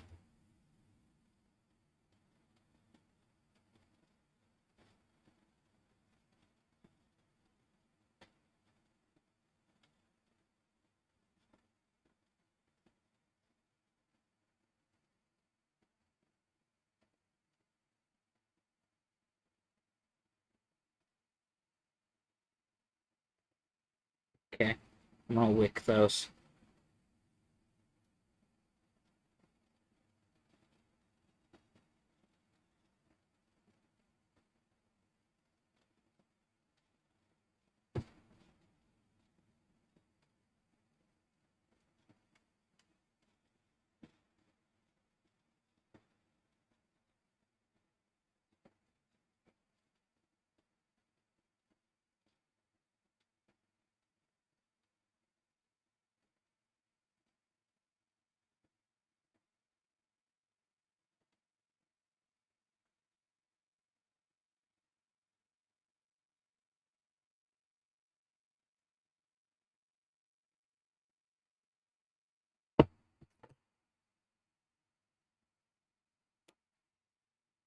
Taking my time, taking my time.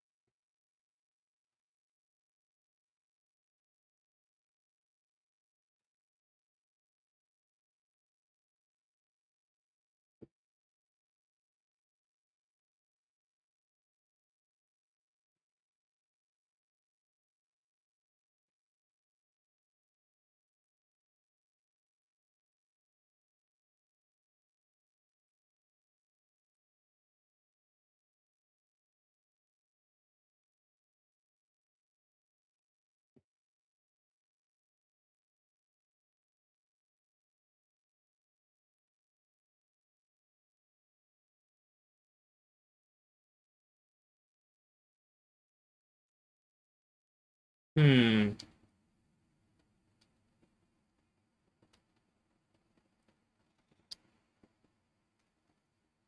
Hold on.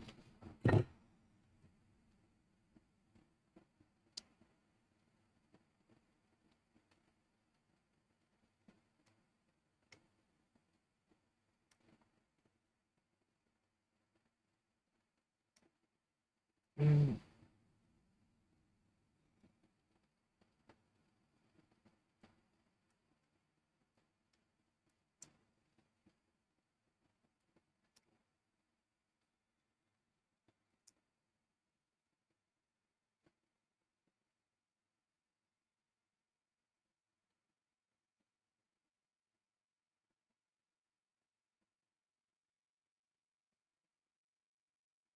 There we go.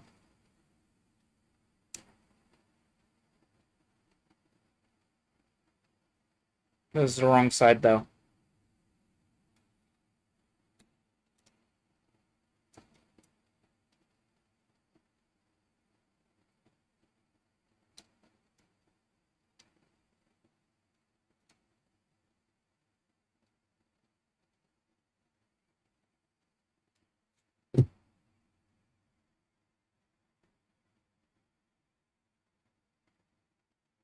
This is a good band.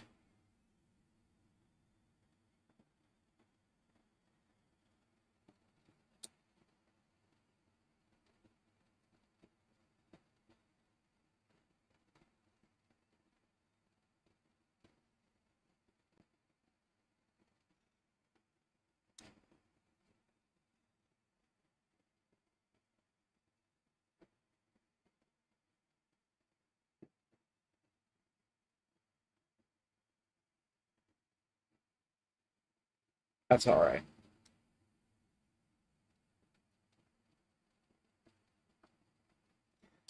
Okay.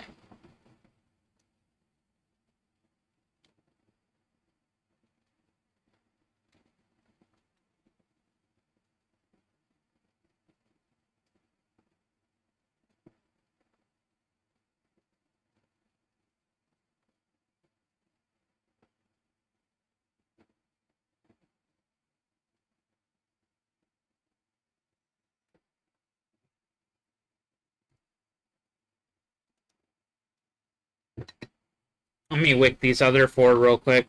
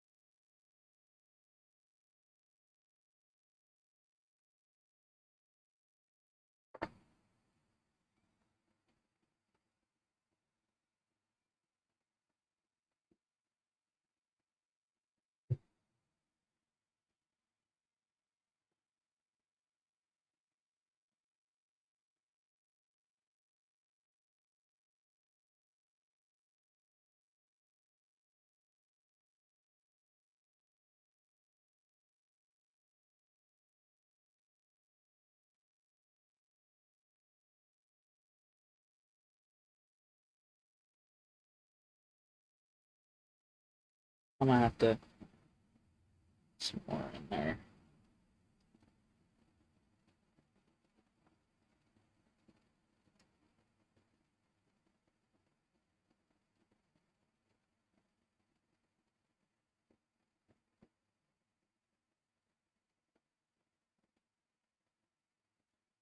That's okay.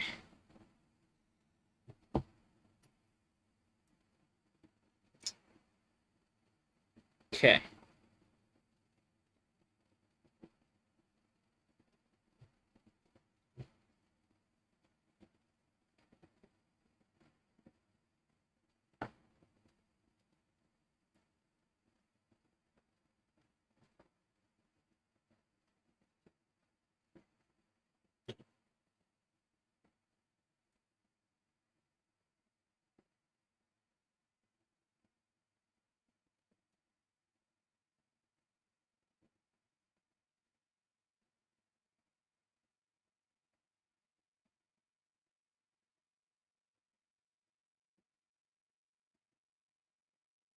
There we go.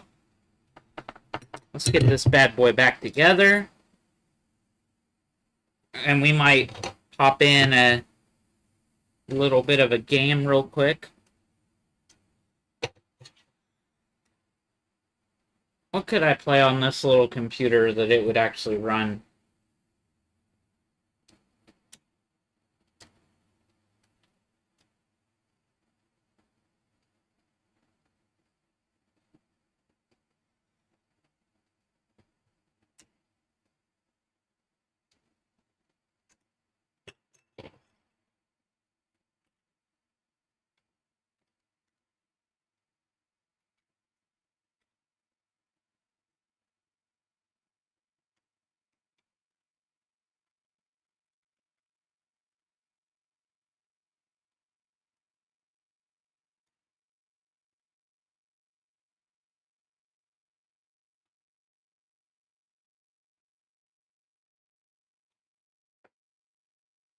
Yep.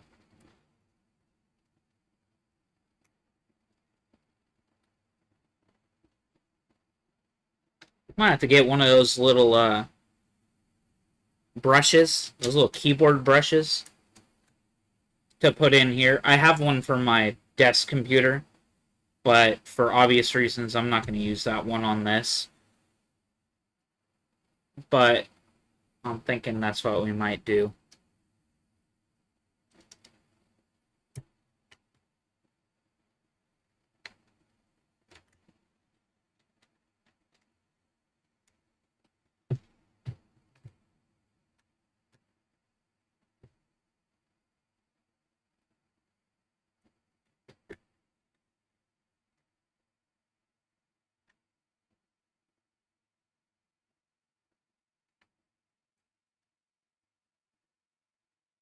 Or actually, I have a capture card, and I have an Xbox Series S.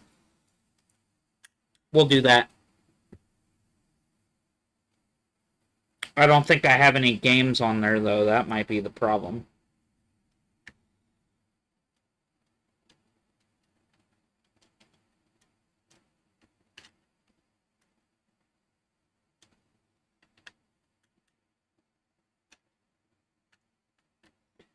I just wanted to stream something today that was successful because the Taylor Swift guitar did look successful. However, it was not. Unfortunately, we'll fix it next week, but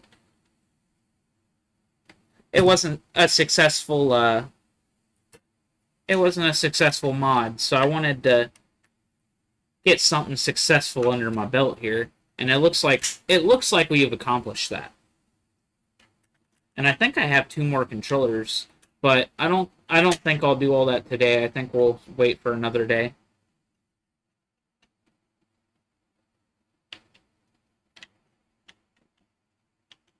Yeah, this one's a little tighter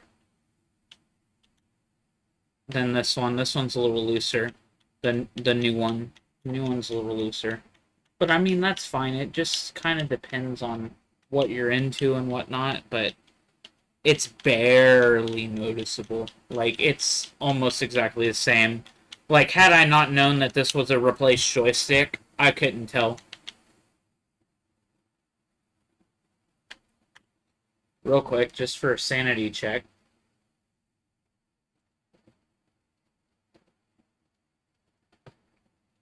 Love the Stream Deck. Bang, bang, bang.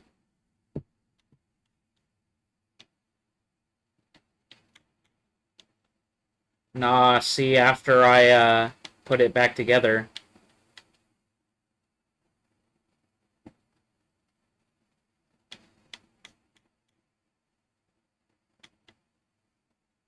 I'll have to try that in a game.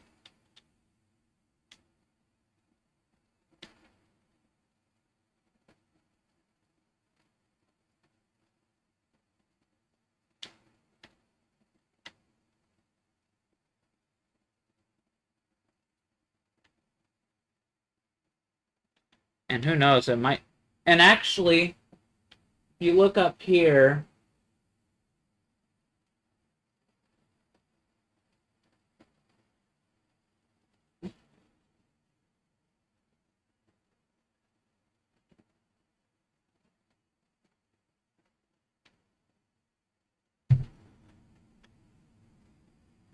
Try this again. And then it's dead center. But then when you move it, it's actuated.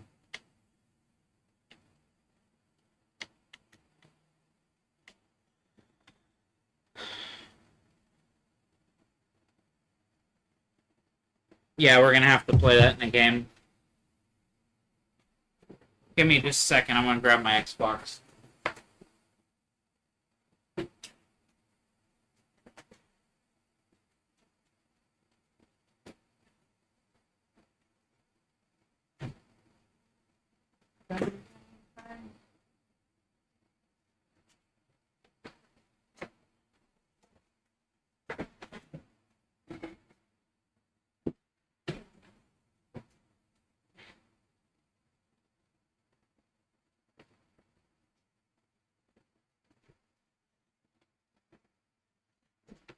Okay.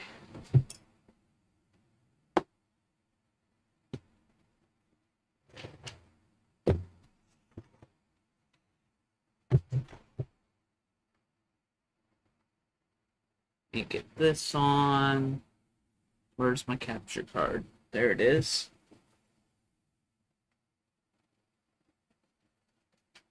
To get the OBS stream up. Okay. Yeah, this may not be success. I might have to replace that joystick, and at that point, I'm not going to. If that's far enough off, it moves stuff. At that point, it's too far off, and yeah. That's just gonna we're just gonna chalk it at that point, and I'll throw it in the garbage. No big deal. It happens. GAXR1. Okay. HDMI. Hopefully I don't get an HDCP error. I take this cable. I plug it into the Xbox.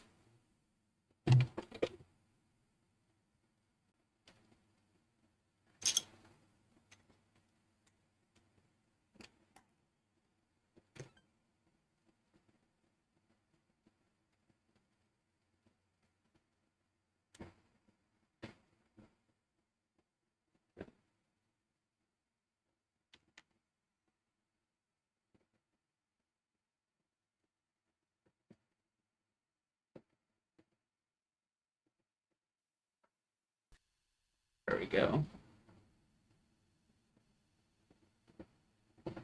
Okay.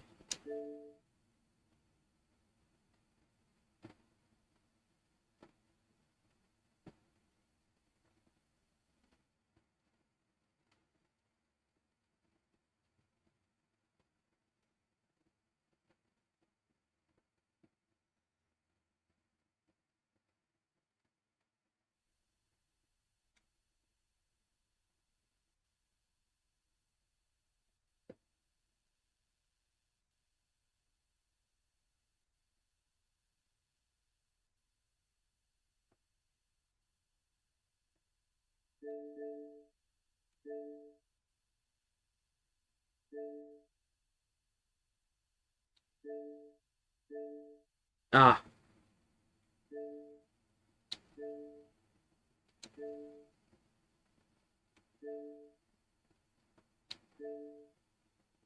there we go. I don't want to link the controller.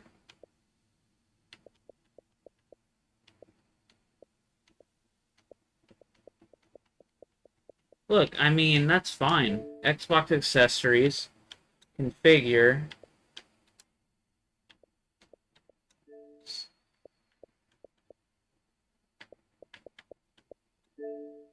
vibration works.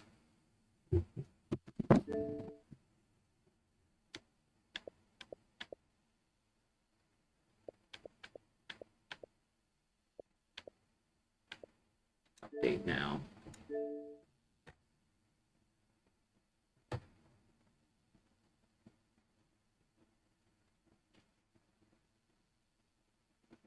And we'll get in a game just to make sure.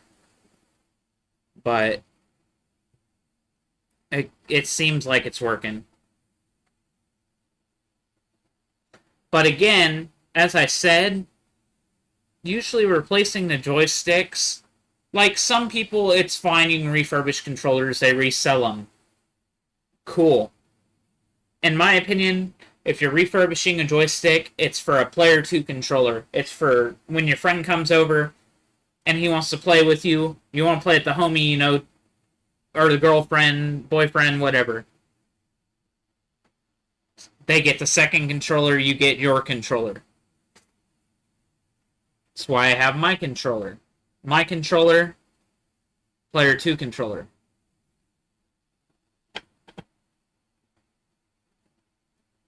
Anyway. And really, if you do a good enough job, they're never going to know. And then when they do know, then you just replace joystick again.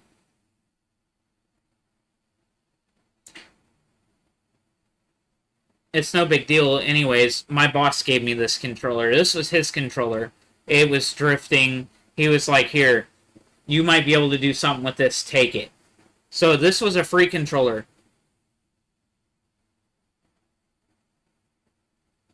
So basically, I took something that was going to go in the trash and I made it work again.